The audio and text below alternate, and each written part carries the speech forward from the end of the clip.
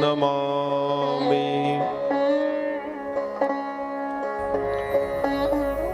यत्र यत्र रघुनाथकीर्तनं तत्र तत्र कृतमस्तकाञ्जलिं बाष्पवारि परिपूर्णलोचनं मारुतं नमते राक्षसान्तिकम्। भक्ति भक्ति भगवन्त गुरु चतुरनाम बभुएक, इनके पद बंदन किए नासत विघ्न अनेक। शंकरं शंकराचार्यं केशवं बादरायणं सूत्रभाष्यकृतौ वन्दे भगवन्तौ पुनः पुनः। नारायण समारंभां श्री शंकराचार्य मध्यमाम् अस्मदाचार्य पर्यन्तां वन्दे गुरु परम्पराम्। बोली वृंदावन बिहारी लाल की जय हो। बोलिए गोपेश्वर महादेव की जय हो। बाबा विश्वनाथ भगवान की जय हो। हर हर महादेव।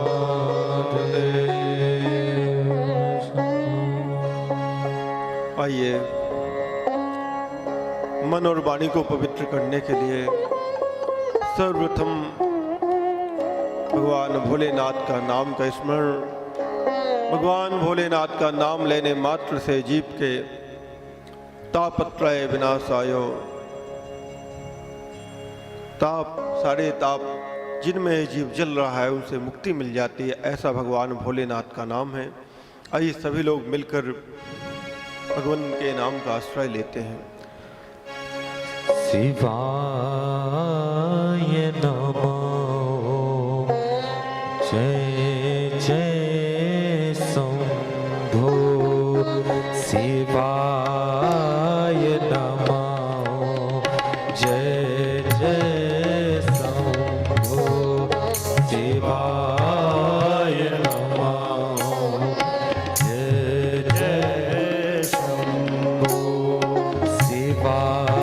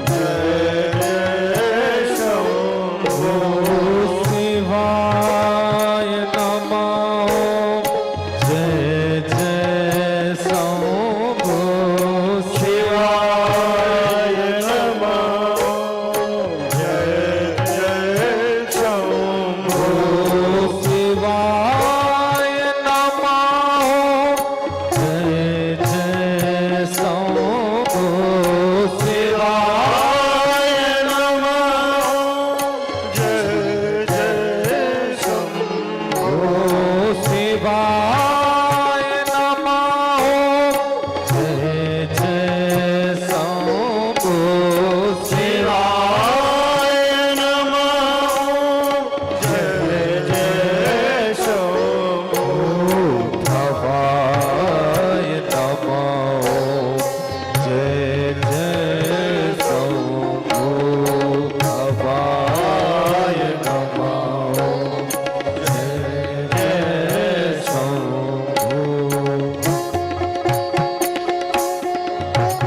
सभी लोग ताली की सेवा करते हुए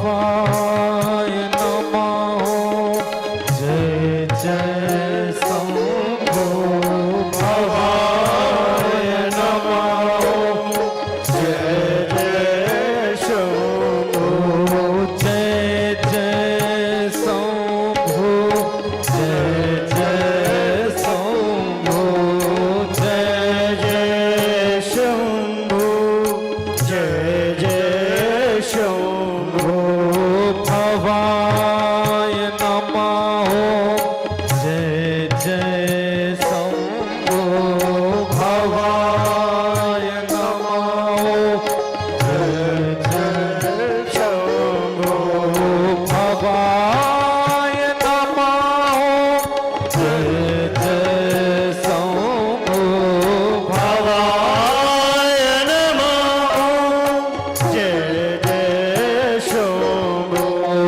मृडाय नमः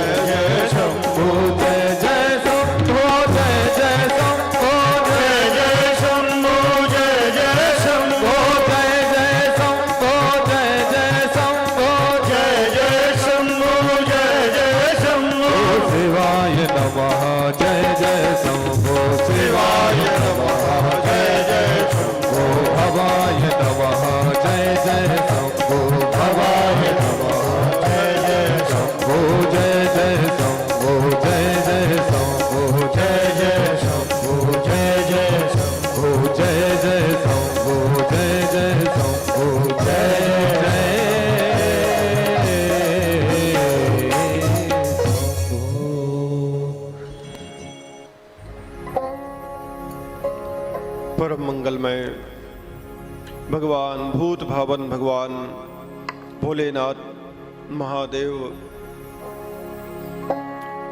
भगवान गोपेश्वर महादेव के चरणों में प्रणाम करते हुए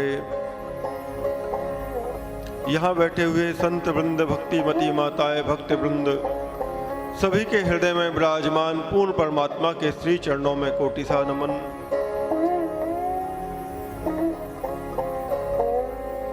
पूज्य उड़िया बाबा जी महाराज के चरणों में मन को समर्पित करते हुए पूज्य सद्गुरुदेव भगवान जगत गुरु शंकराचार्य ज्योतिष एवं द्वारका पीठाधीश्वर भगवान के चरणों में प्रणाम करते हुए शिव महापुराण की कथा में प्रवेश करते हैं। अवंतिकायाम विहितावतारम मुक्ति प्रदानाय च सज्जनानाम अकाल मृत्यु परिरक्षणार्थाय वंदे महाकाल महासुरेशम। भगवान भोलेनाथ जो है महाकाल अवंतिकावासी भगवान भोलेनाथ जो उज्जैन में विराजमान है, व्यक्ति की अकाल मृत्यु को हरने वाले ऐसे महादेव जिनकी चरण शरण में हम यहाँ पे बैठकर आपको भगवान भोलेनाथ की अमृत कथा शिव महापुराण की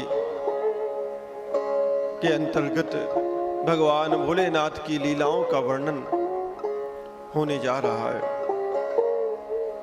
कल आप सबने भगवान भोलेनाथ जिन वस्तुओं को धारण करते हैं उनके विषय में आपने श्रवण की कि भगवान त्रिपुंड क्यों लगाते हैं, भस्म क्या है, रुद्राक्ष क्या है, इसके विषय में कल चर्चा हुई है। ये सारी कथाएं नैमिषारण्य जो क्षेत्र है वहां पे सूत जी महाराज 88,000 ऋषियों को ये सारे प्रसंग सुना रहे हैं। सूत जी से बोले 88,000 ऋषि जो बैठे हुए हैं, जिसमें प्रधान श्रोता कौन है? बोले सोनक जी महाराज। ऐसे तो 88,000 ऋषि मुनि है, परंतु एक मुख्य है, वो है सोनक जी। तो ऋषियों ने कहा सूत जी महाराज से कि आपने विद्युस्वर संहिता का उपाख्यान भली भांति सुनाया, अब आप शिवजी का प्राकट्य और उमा की उत्पत्ति, शिव उमा विवाह, उनका ग्रस्त जीवन, अन्य शिव चरित्र हमें बताने की कृपा करें। सूत जी बड़े प्रसन्न हुए। सूत जी बोले, हे ऋषियों, अब आप सब परम धन्य हैं जो शिव चरित्र सुनना चाहते हैं। आपके मन में भगवान भोलेनाथ ने ही ऐसी प्रेरणा की है जो आपके मन में भगवान भोलेनाथ की कथा सुनने का मन में संकल्प आया। और शिव चरित्र जगत को पावन करने वाली गंगा की तरह है। जैसे गंगा जहां से निकलती है उन क्षेत्रों को पवित्र कर देती है, निर्मल कर देती है, जो गंगा में अवगाहन करता है, डुबकी लगाता है, वैसे ही शिव कथा है। जो भी इस कथा को श्रवण कर लेता है, इस कथा में डुबकी लगा लेता है, उसके पाप ताप संताप नष्ट हो जाते हैं। ऐसी भगवान शिव की ये मंगलमय कथा है। इसलिए कथा केवल इस कान से सुन के इस कान से निकालने का नहीं, कथा का श्रवण के बाद में मनन करना चाहिए, चिंतन करना चाहिए एकांत में बैठ के।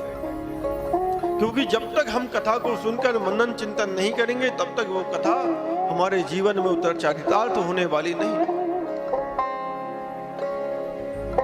क्योंकि जिस व्यक्ति के जीवन में व्यथा होती है, लोग उसके पास बैठना भी पसंद नहीं करते महाराज। और जिसके पास कथा होती है तो देखिए कितने लोग बैठे हुए हैं कथा सुनने के लिए। कथा का फल है। बहुत से लोग मेरे पास में आते हैं और कहते हैं, महाराज जी हमारे बच्चे तो हमसे कोई सलाह नहीं लेते, हमारे पास तो बैठते ही नहीं, कभी हमसे कोई चर्चा ही नहीं करते। हमने कहा जब यहाँ वहां की कूड़ा करकट की बात कहोगे तो कोई भी आपके पास में बैठना पसंद नहीं करेगा। जहाँ पे डस्टबिन होता है वहां पे कोई खड़ा रहना पसंद करता है। तो जिनके दिमाग में, जिनके मुख से हर समय कूड़े करकट गाली गलौच निकलता है महाराज, उनके पास कोई खड़ा नहीं होता।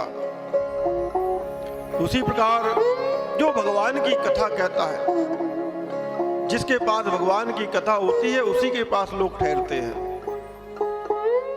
इसलिए ज्यादा से ज्यादा हमें भगवान की, वो भी श्रावण मास में, भगवान भोलेनाथ की कथा का श्रवण करना चाहिए। इसके बाद कीर्तन, कथा में कीर्तन करें, और घर में जब एकांत में बैठे तो भगवान की कथाओं का मनन करना चाहिए, चिंतन करना चाहिए, और हो सके तो जितना हो सके भगवान की कथाओं को सुनकर उनको अपने जीवन में भी चरितार्थ करना चाहिए।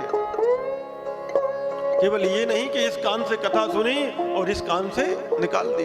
जो ऐसा करता है महाराज, उसकी कीमत मात्र 2 कौड़ी की होती है। जिसके जीवन में कथा नहीं है, उस मनुष्य की, वो मनुष्य तन पाकर भी 2 कौड़ी का है। उससे अच्छे तो महाराज जीव है, जीव जंतु हैं। आप देख सकते हैं कि हमारे आश्रम में भी एक जीव रहता है, वो भी हर समय कथा श्रवण के लिए बैठा रहता है। ये प्रत्यक्ष भगवान के अभिषेक में भी सम्मिलित रहता है, और पूज्य उड़िया बाबा जी की नित्य प्रति आरती में सुबह खड़ा हो जाता है। तो ये पूर्व जन्म के किसी कारण बस इस जन्म में इसे स्वान की योनि मिली, परंतु इस जन्म में भी अपने जीवन को सुधारने में यह लगा हुआ है। क्योंकि पूज्य उड़िया बाबा जी महाराज कहते थे, जितने भी जीव हैं सब में परमात्मा के दर्शन करना चाहिए। पूज्य उड़िया बाबा जी महाराज ने तो स्वानों को, बंदरों को भंडारे तक कराए हैं। ऐसी कथा भक्त वृंदों के मुखार बिंद से हम लोगों ने सुनी है कि पूज्य उड़िया बाबा जी की वाणी तो ये जीव जंतु भी समझते थे, उनको भी बाबा की वाणी समझ में आ जाती थी कि बाबा क्या कहना चाहते हैं। ऐसे सिद्ध पूज्य उड़िया बाबा जी महाराज थे। इसलिए भगवान की हमें कथा श्रवण करना चाहिए। एक कुम्हार था, उसने मिट्टी से 2 मूर्ति बनाई। एक समान मूर्ति थी, दोनों मिट्टी की, एक ही खर्चा आया था दोनों में बराबर। परंतु उसके पास में एक कीमती मोती था, उस कुम्हार के पास।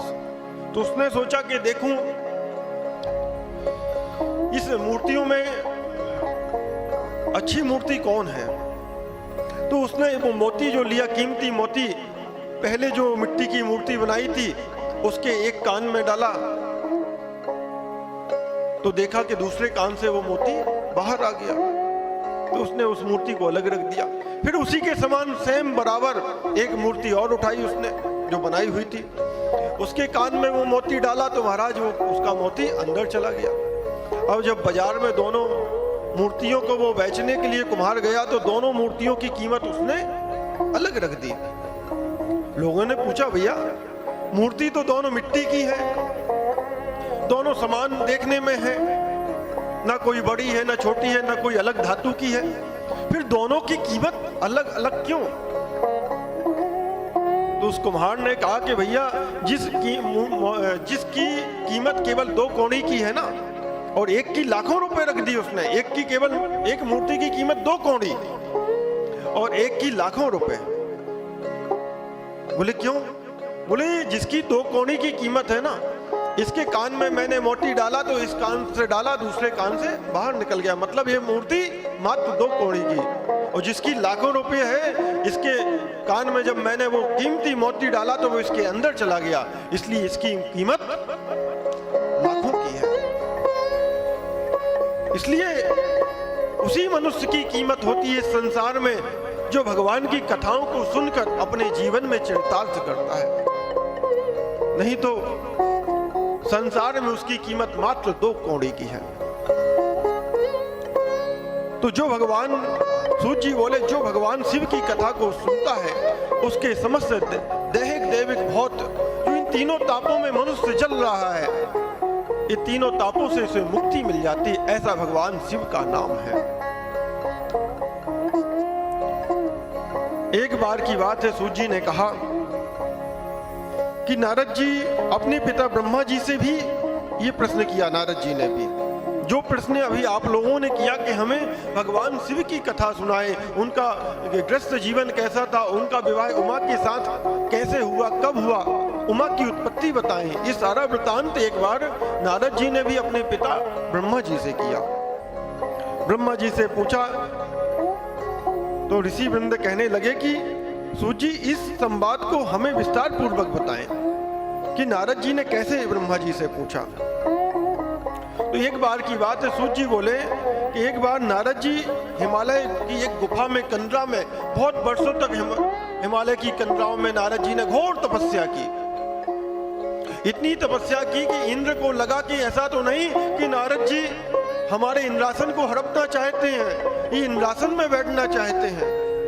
इंद्र को तो भाई कोई भी तपस्या थोड़ा करता है, इंद्र घबराने लगता है, इंद्र का सिंहासन डोलने लग जाता है महाराज। वो इंद्र अपने दूतों को भेजने लगता कि भैया इसकी तपस्या को भंग कराओ, नहीं तो ये भगवान से वरदान प्राप्त कर लेगा कि मुझे तो इंद्रासन पे बैठना है। तो इंद्र को तो हर समय ये डर बना रहता है। तो इंद्र ने कामदेव को बुलाया, कामदेव से कहा कि भाई तुम जाओ, तुम हमारे मित्र हो। परंतु कामदेव को तो भगवान भोलेनाथ ने भस्म कर दिया था शरीर से, तो कामदेव उस जगह में जा नहीं सकते थे। तो कामदेव ने और अप्सराओं को, गंधर्वों को भेजा, बड़ी सुंदर अप्सराओं को भेजा कि जाके नारद जी की तपस्या को भंग करो। कामदेव बहुत कोशिश की है, सभी अप्सराओं ने, गंधर्वों ने बहुत कोशिश की, परंतु नारद जी की तपस्या भंग नहीं हुई।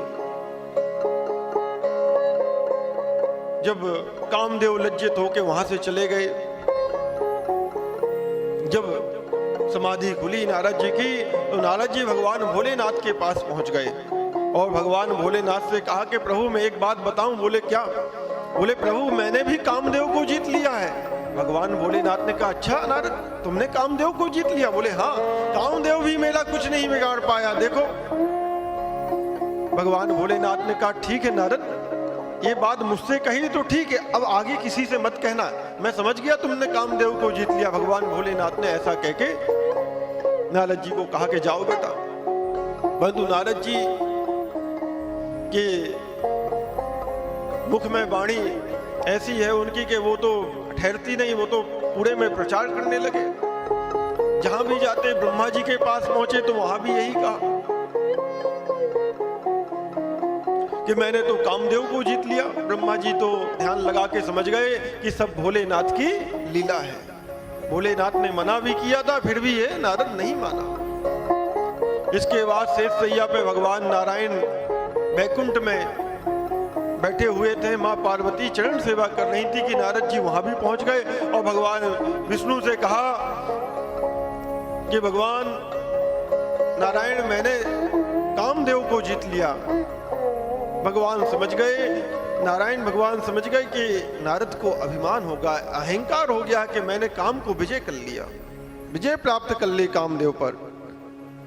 तो भगवान ने सोचा क्यों ना इस नारद का अभिमान भंग करना चाहिए। तो भगवान विष्णु ने बड़ी सुंदर एक लीला की कि नारद जी जब वहां से जा रहे थे तो भगवान नारायण ने और भगवान शिव ने मिलकर नारद के अहंकार को भस्म करने के लिए बड़ी सुंदर लीला की कि एक राज्य की स्थापना कर दी और उस राज्य के राजा का नाम शीलनिधि था। नारद जी ने देखा बड़ा सुंदर राज्य दिखाई दे रहा है। नारद जी वहां पे चले गए तो देखा कि वहां पे जो शीलनिधि नाम का राजा था उसकी कन्या का स्वयंवर होने जा रहा था। बड़े बड़े राजा मुनि बैठे हुए थे, बड़े बड़े ऋषि मुनि अप्सराएं सभी बैठे हुए थे, सभा लगी हुई थी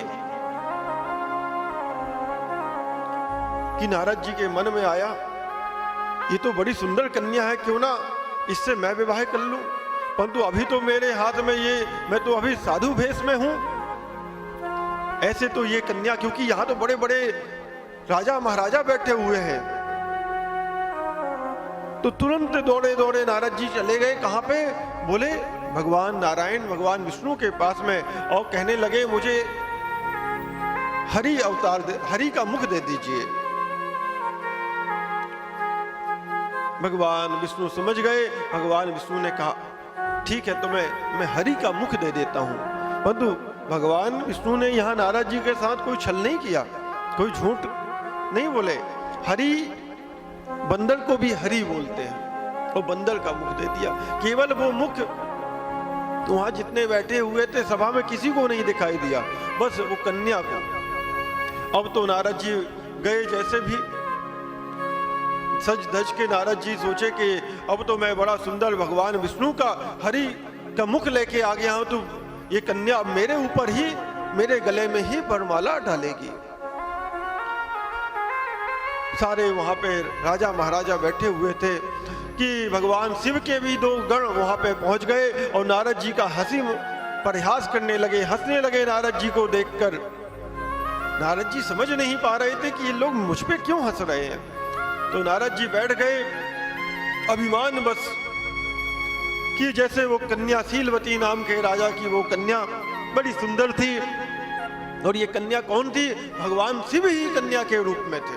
ये लीला थी भगवान विष्णु और शिव की, कि वहां पे भगवान विष्णु भी एक सुंदर राजा के स्वरूप में वहां पे पहुंच गए। उस कन्या ने सबको देखा, और तो नारद जी को देखकर मुंह टेढ़ा कर लिया उस कन्या ने। महाराज नारद जी ने जब ये देखा कि अरे इस कन्या ने तो मुझे ढंग से देखा भी नहीं, और जाके सामने भगवान विष्णु बैठे हुए थे बड़े सुंदर राजशाही भेष में, भगवान विष्णु के गले में उस कन्या ने माला डाल दी, जयमाला डाल दी।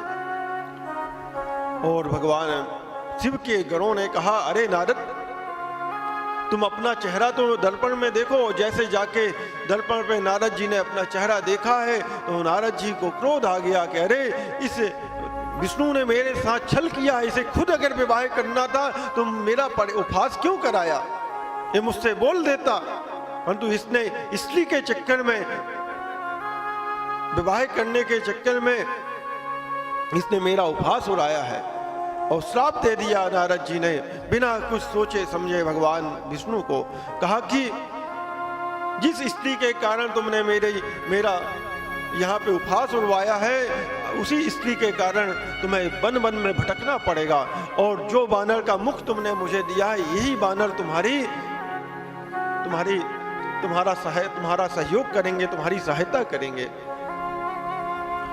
बाद में भगवान शिव और भगवान विष्णु ने पूरा वृत्तांत समझाया नारद जी को, तो नारद जी क्षमा मांगने लगे। और जो भगवान शंकर के गण थे उनको भी श्राप दे दिया कि तुम जाओ राक्षस योनि में जाओ। जो हंस रहे थे वहां पे, उपहास उड़ा रहे थे नारद जी का, नारद जी ने इन सबको श्राप दिया। भगवान शिव और भगवान विष्णु ने जब सारा वृत्तांत बताया, सारी लीला बताई, और वो कन्या जो थी भगवान शिव स्वयं वो कन्या के रूप में थे। जब ये देखा नारद जी ने तो क्षमा मांगने लगे। भगवान विष्णु ने कहा कि तुम भगवान शिव के 100 नामों का प्रेम सहित जाप करो, जिससे भगवान शिव तुम्हें क्षमा कर देंगे, तुम्हारे पापों से तुम्हें मुक्ति मिल जाएगी। ऐसा भगवान विष्णु ने भगवान नारद जी से कहा। नारद जी मृत्यु लोक में पहुंचकर शिवलिंग के दर्शन करने लगे। मृत्यु लोक में उन 2 रुद्रगणों ने नारद जी को देखकर उनसे श्राप मुक्ति का भी कारण पूछा कि आपने जो हमें श्राप दिया था, तो इससे हमारी रक्षा कैसे होगी। तो नारद जी ने बताया, हे रुद्रगणों, उस समय शिवजी की माया से मेरी मति मारी गई थी, इसलिए मैंने तुम्हें मोहवश मैंने तुम्हें श्राप दे दिया। इसलिए अब श्राप से मुक्ति का उपाय सुनो। तुम दोनों मुनि के वीर से राक्षसी कुल में जन्म तो लिए हो, तुम प्रतापवान और वैभवशाली बनोगे, तुम सदा शिवजी के भक्त बने रहोगे। ऐसा कहा कि तुम्हारे अंदर शिव भक्ति बनी ही रहेगी। कई वर्षों के पश्चात भगवान श्री राम का अवतार होगा, तुम उनके हाथों मारे जाओगे और तब तुम्हारा उद्धार हो जाएगा।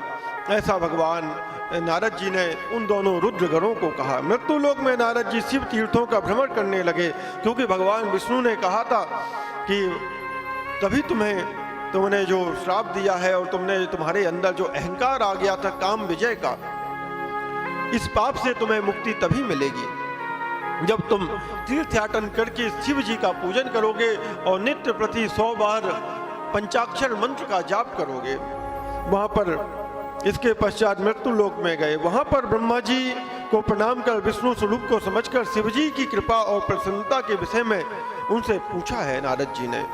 ब्रह्मा जी बोले, हे पुत्र, तुमने यह बहुत ही लोक कल्याणकारी प्रश्न पूछा है मुझसे। महाप्रलय के समय समस्त स्थावर जंगम नष्ट हो गए थे। सूर्य, चंद्रमा, ग्रह, तारे, वायु, पृथ्वी, जल सब नष्ट हो चुका था। केवल आकाश में शेष बचा था। सत असत कुछ भी नहीं बचा था। उस समय केवल अनंत स्वरूप परमानंद सदा शिव ही व्याप्त थे। उसी को पंडित लोग अवर्चनीय तथा प्राचीन ईश्वर की मूर्ति कहते हैं। उसने अपने शरीर से कभी नष्ट न होने वाली शक्ति प्रकट की। वही शक्ति जननी कहलाई। शिवजी ने उस पराशक्ति के साथ शिवलोक क्षेत्र की रचना की, जो काशी के नाम से जाना जाता है। काशी को भगवान शिव ने स्वयं बसाया था। यह क्षेत्र सर्वोपरि और मोक्ष देने वाला काशी क्षेत्र है। प्रलय काल में भी यह क्षेत्र शिव पार्वती से रहित नहीं रहता। हर समय वहां पे प्रलय भी आ जाए, परंतु शिव पार्वती काशी में हर समय विद्यमान रहते हैं। इसी कारण इस क्षेत्र को अभी मुक्ति कहते हैं। शिव ने धनुष धारण कर यहाँ एक आनंद कानन बनाया था। उसमें शिव पार्वती ने रमण करते हुए दूसरे पुरुष के निर्माण की इच्छा व्यक्त की और सोचा कि उसे काशी का भार सौंपकर काशी में शांति से शयन करेंगे। यह निश्चय कर दक्षिण भाग के 10वें अंश से सुधा रूप आसव का श्राप किया, जिससे त्रिलोकी में एक अन्य पुरुष का आविर्भाव हुआ। शिवजी ने उसी पुरुष का नाम विष्णु रखा। शिवजी ने विष्णु को सर्व साधन प्राप्त करने के लिए तप करने को कहा। तप करने से विष्णु भगवान के शरीर में अनेक जलधाराएं प्रकट हुई। विष्णु भगवान ने थक कर शयन किया, फिर उनसे सभी तत्वों की उत्पत्ति हुई। इसके बाद संसार की पंचभूत तथा पंचतन मात्राएं आदि से सृष्टि हुई। ये भगवान ब्रह्मा जी ने नारद जी को बताया। इसके बाद ब्रह्मा जी बोले, नारद, नारायण के जल में शयन करते समय शिवजी की इच्छा से उनकी नाभि से, भगवान नारायण के नाभि से कमल की उत्पत्ति हुई और कमल में ब्रह्मा जी ने कहा कि फिर मेरी उत्पत्ति हुई। परंतु मैंने जब चारों तरफ देखा तो केवल जल ही जल दिखाई दे रहा था। मैं हजारों वर्ष तक अब खोजता रहा कि मेरी उत्पत्ति कहाँ से हुई। ब्रह्मा जी ये कह रहे हैं। इसके बाद मैं उस कमल की नाल के अंदर गया। कई हजारों वर्ष तक देखता रहा, बाहर अंदर होता रहा, परंतु मुझे समझ में नहीं आया कि मैं कहाँ से आया हूँ। इसके बाद मैंने एक आवाज सुनी। पानी में कुछ बुलबुले हुए और उसमें एक आवाज आई कि ब्रह्मा जी तप करो, तप करो। और नारद जी से कहा ब्रह्मा जी ने कि बेटा, फिर मैंने तप किया। मैंने बहुत समय तक तप किया, पर 4 भुजाधारी मंगल रूप वाले सुंदर विष्णु प्रकट हुए। जब भगवान प्रकट हुए, जब ब्रह्मा जी को देखा तप करते हुए, तो भगवान विष्णु प्रकट हुए। ब्रह्मा जी ने कहा, मैंने उनसे पूछा, तुम कौन हो? संसार का कर्ता ब्रह्मा, ब्रह्म अविनाशी तो मैं हूं। विष्णु क्रोध में भरकर बोले, तुम्हारा कर्ता तो मैं हूं। तुम मेरी नाभि से उत्पन्न मेरे अंश हो। यह चराचर संसार मुझ में स्थित है। तुम मेरी शरण में रहो, मैं सब दुखों से तुम्हारी रक्षा करूंगा। इससे हम दोनों में भयंकर युद्ध होने लगा, क्योंकि ब्रह्मा जी कहने लगे कि मैं बड़ा, परंतु शिव जी ने, भगवान नारायण ने कहा कि नहीं, तुम मेरे नाभि से निकले हो। इसलिए दोनों में युद्ध हुआ महाराज। इसी बीच में हमारे मध्य में एक लिंग प्रकट हुआ, जिसकी कथा मैंने आप सबको बताई थी। हम दोनों के ने युद्ध बंद करके उस लिंग को नमस्कार किया। तब वास्तविक रूप में दर्शन करके लिंग की स्तुति करने लगे। ये कल जो मैंने कथा सुनाई थी कि भगवान भोलेनाथ, जब भगवान विष्णु और शिव युद्ध कर रहे थे, उसी समय भगवान शिव लिंग के रूप में प्रकट हुए थे।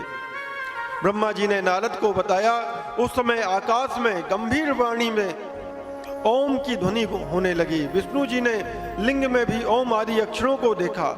हम विचार करने लगे कि यह कहाँ से प्रकट हुआ। उसी समय एक ऋषि प्रकट हुए। विष्णु जी ने ऋषि से पूछकर शिवजी का ज्ञान प्राप्त किया। उन्होंने बताया कि ओमकार के द्वारा ही शिव जी को जाना जा सकता है। अगर भगवान शिव को, महादेव को जानना है तो ओमकार से ही जान सकते हैं। यह एकाक्षर ओम सत्य आनंद अमृत परात्पर ब्रह्म है। उसी एकाक्षर बीज रूप अंड से मेरा ब्रह्मा जी ने कहा ब्रह्म जन्म हुआ। उस ओम का आकार विष्णु है, साकार शिव है, उमा का मोह न करने वाला मकार नित्य स्वरूप है। स्वर्णमय अंड इसी से उत्पन्न हुआ जो ऊपर के भाग से आकाश तथा नीचे के भाग से 5 तत्वों वाली पृथ्वी प्रकट हुई। इसके बाद 38 अक्षरों वाला वह मंत्र प्रकट हुआ जो बुद्धिदायक धर्म अर्थ का साधक है। फिर मृत्युंजय मंत्र की उत्पत्ति हुई। इसमें ओम जूमसा अथवा त्र्यंबकम यजामहे इत्यादि कहा जाता है। इसके साथ ही पंचाक्षर मंत्र नमः शिवाय तथा क्षम्यो चिंतामणि मंत्र उत्पन्न हुआ। दक्षिण मूर्ति मंत्र भी उत्पन्न हुआ उसी पिंड से, ओमकार से। इसके पश्चात तत्वमसि महावाक्य उत्पन्न हुआ। विष्णु जी ने इन सभी मंत्रों को जपना प्रारंभ किया। सबसे पहले जितने भी ये मंत्र प्रकट हुए थे उस अंड से, ओमकार से, तो भगवान विष्णु ने इन मंत्रों का जाप किया था। और इसके बाद ब्रह्मा जी कहते हैं हम दोनों ने प्रसन्नचित होकर उनकी भगवान की जो लिंग था उसकी स्तुति गान की। विष्णु जी की स्तुति भगवान शिव प्रसन्न हो गए जब भगवान विष्णु जी ने बड़ी सुंदर भगवान शिव की स्तुति गाई। उन्होंने मुझे और विष्णु जी को 2 वेदों का उपदेश दिया। विष्णु जी ने शिव जी से पूछा हे प्रभु आप किस प्रकार प्रसन्न होते हैं। शिव जी ने बताया मैं किस प्रकार प्रसन्न होते हैं। शिव जी ने बताया कि मैं तुमसे अति प्रसन्न हूं, तुम किसी बात की चिंता ना करो। मेरा लिंग सदैव पूज्य है, इसी पूजा से तुम्हारा भी दुख दूर होगा। सभी प्राणी मुझे लिंग रूप में पूजकर अपने समस्त दुख दूर कर सकते हैं। मैं तरह तरह के फलों और मनोरथों को देने वाला हूँ। तुम मेरी पार्थिव मूर्ति बनाकर पूजा करो। तुम्हारे अंग से मेरा जो अंग पैदा हुआ है वह रुद्र कहलाएगा। भगवान ब्रह्मा जी को ऐसा कहा क्योंकि ब्रह्मा जी से ही फिर रुद्र की उत्पत्ति हुई। तुम सृष्टि के कर्ता बनोगे, भगवान शिव ने कहा ब्रह्मा जी से। विष्णु सृष्टि के पालक बनेंगे और तुम कर्ता होगे। उमा रूपी प्रकृति की शक्तियां सरस्वती ब्रह्मा की पत्नी बने तथा यही उमा रूपी प्रकृति लक्ष्मी रूप से विष्णु की पत्नी बने। यही पराशक्ति कभी काली के नाम से जानी जाए, मेरे अंश से प्रकट होगी और कार्य सिद्धि के लिए ज्योति से प्रकट होगी। आप दोनों की पत्नियां परम मंगलमयी कहलाएंगी। ऐसा भगवान शिव ने ब्रह्मा और विष्णु को वरदान दिया। इसके बाद शिव जी बोले हे विष्णु तुम सदैव तीनों लोकों में पूज्य और मान्य रहोगे। ब्रह्मा द्वारा रची नहीं गई सृष्टि के लोगों के दुख दर्द को तुम ही दूर करोगे। अनेकों अवतार ग्रहण करके तुम जीवों का उद्धार करोगे। हे नारद, इतना कहकर विष्णु को मेरा हाथ पकड़ाकर शिव जी ने कहा कि तुम सदैव इसके दुख में सहायता करना। तुम सबके अध्यक्ष और मुक्ति के दायक हो। हे हरि, यदि तुम पर कोई संकट आ जाए या तुम मुझ रुद्र का भजन करना, जो मेरे आश्रय में आ जाता है उसके सभी दुख दूर हो जाते हैं। ऐसा भगवान भोलेनाथ ने कहा। अब तुम तीनों देवों की आयु सुनो। ब्रह्मा जी ने कहा नारद, तीनों जो देवता हैं ब्रह्मा विष्णु महेश, इनकी आयु के विषय में मैं तुम्हें बताता हूँ। जब हमारा 30 दिन होते हैं तब 1 मास बनता है और 12 महीने का 1 साल, और ऐसे जब 100 वर्ष बीत जाते हैं तो महाराज ब्रह्मा जी का मात्र 1 दिन होता है। इस प्रकार वर्ष प्रमाण से ब्रह्मा की आयु 100 वर्ष, ब्रह्मा की भी आयु 100 वर्ष है, परंतु जब हमारे 100 वर्ष बीत जाते हैं महाराज तब ब्रह्मा जी का मात्र 1 दिन होता है। और ब्रह्मा जी के 100 वर्ष के बराबर उनकी आयु का जो प्रमाण है 100 वर्ष तक विष्णु का 1 वर्ष होता है। और ऐसे ही रुद्र के 1 दिन के बराबर, और जब भगवान विष्णु के 100 वर्ष बीत जाते हैं तो वो रुद्र का 1 वर्ष होता है। इसी से तुमसे भी 100 वर्ष की आयु वाले शिव का उत्थान तो आश्रय है। फिर शिवजी ने अपना वरद हाथ विष्णु के मस्तक पर रखकर अंतर ध्यान हो गए। तभी से इस लोक में लिंग की पूजा का प्रचलन प्रारंभ हो गया। वहीं से लिंग पूजन प्रारंभ हुआ भगवान शिव का। ब्रह्मा जी नारद से बोले, तुम्हें लिंग का पूजन किया, मैं संक्षिप्त विधान बताता हूं कि कैसे भगवान शिव के लिंग का पूजन करना चाहिए। ध्यान पूर्वक सुनो, क्योंकि विस्तार से बताने पर तो यह करोड़ों वर्षों से मैं भी पूरी तरह से मैं तुम्हें विस्तार से नहीं बता पाऊंगा कि कैसे शिवलिंग का पूजन करना है। शिव जी की पूजा भक्ति के कैसे करनी चाहिए। प्रातः काल ब्रह्म बेला में उठना चाहिए। ब्रह्म मुहूर्त में उठकर गुरु एवं शिव जी का स्मरण करना चाहिए। सर्वप्रथम शिव पूजन के पहले क्या करें? बोले पहले अपने गुरु का ध्यान करें उठकर, फिर भगवान शिव का ध्यान करना चाहिए, फिर भगवान हरि का ध्यान करना चाहिए। इसके पश्चात अन्य देवताओं तथा मुनियों का भी ध्यान करना चाहिए। भगवान जो शिव के स्तोत्र हैं उन स्तोत्रों का भी पाठ करना चाहिए। इसके पश्चात हमें अपने नित्य कर्म से निवृत्त होकर स्नान ध्यान करने के बाद में वस्त्र आभूषण धारण करके शिवालय पर जाना चाहिए। वहां पर हमें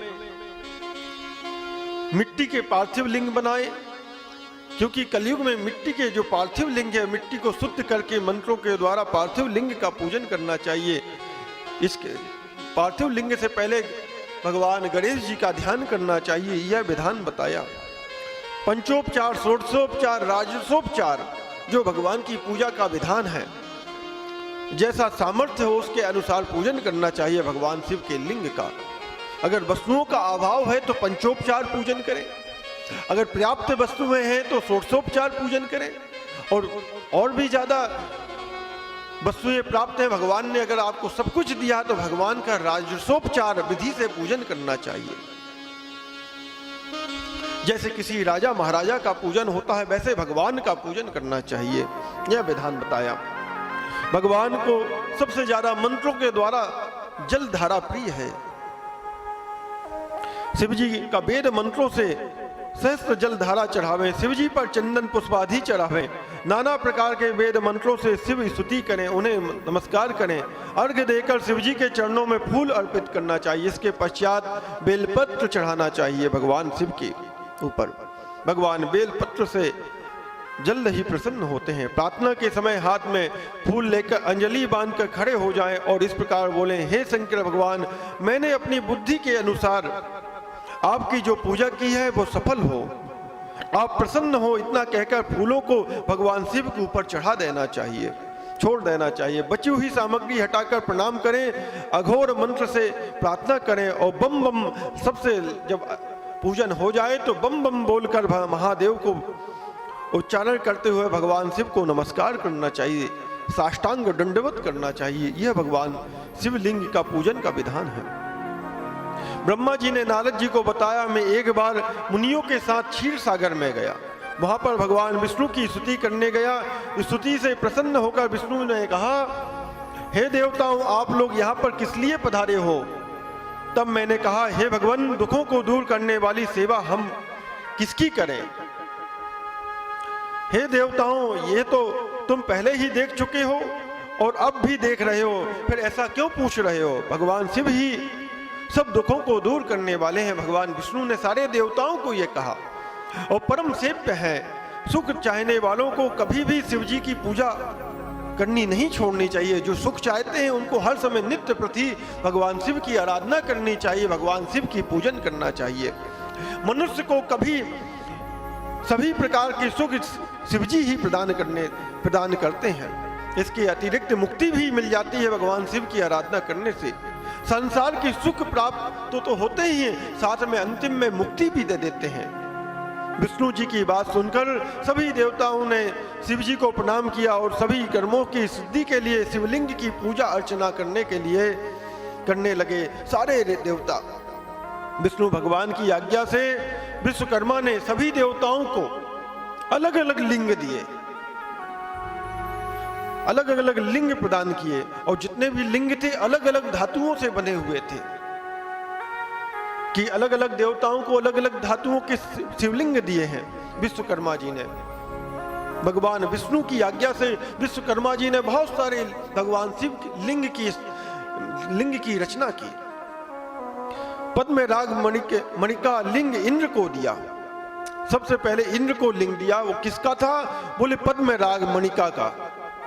और सोने का एक लिंग बनाया, वो कुबेर को दिया है विश्वकर्मा जी ने। कहा कि तुम्हें मैं जो जो लिंग दे रहा हूं तुम्हें इनकी स्थापना करके इनका पूजन करना है। पीतमणि का लिंग बना के विश्वकर्मा जी ने धर्मराज को दिया। एक श्याम वर्ण का लिंग बनाकर वरुण को दिया। नीलमणि का लिंग विष्णु भगवान को दिया विश्वकर्मा जी ने। स्वयं विष्णु भगवान ने भी एक लिंग लिया, वो नीलमणि का था। एक स्वर्णमय लिंग ब्रह्मा जी को भी दिया। चांदी का लिंग विश्वदेव जी को दिया। पीतल का लिंग वसुओं को दिया। स्फटिक का लिंग अश्वनी कुमारों को दिया।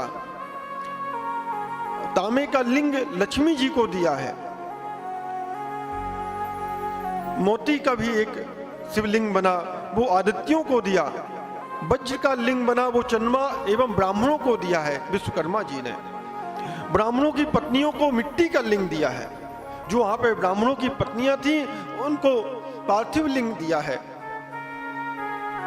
और जो नाग लोक से नाग आए हुए थे उनको चंदन की लकड़ी का बना हुआ लिंग दिया है विश्वकर्मा जी ने।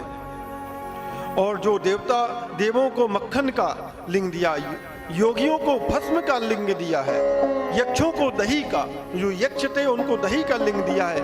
और जो छाया थी उनको भी मिट्टी का लिंग प्रदान किया है विश्वकर्मा जी ने। सारे जितने भी देवता, ऋषि, राक्षस, यक्ष जितने भी वहां पे उपस्थित थे, विष्णु भगवान के कहने पे कुबेर विश्वकर्मा जी ने सबको अलग अलग पृथक लिंग दिए और कहा कि अब तुम्हें इनका पूजन करना है।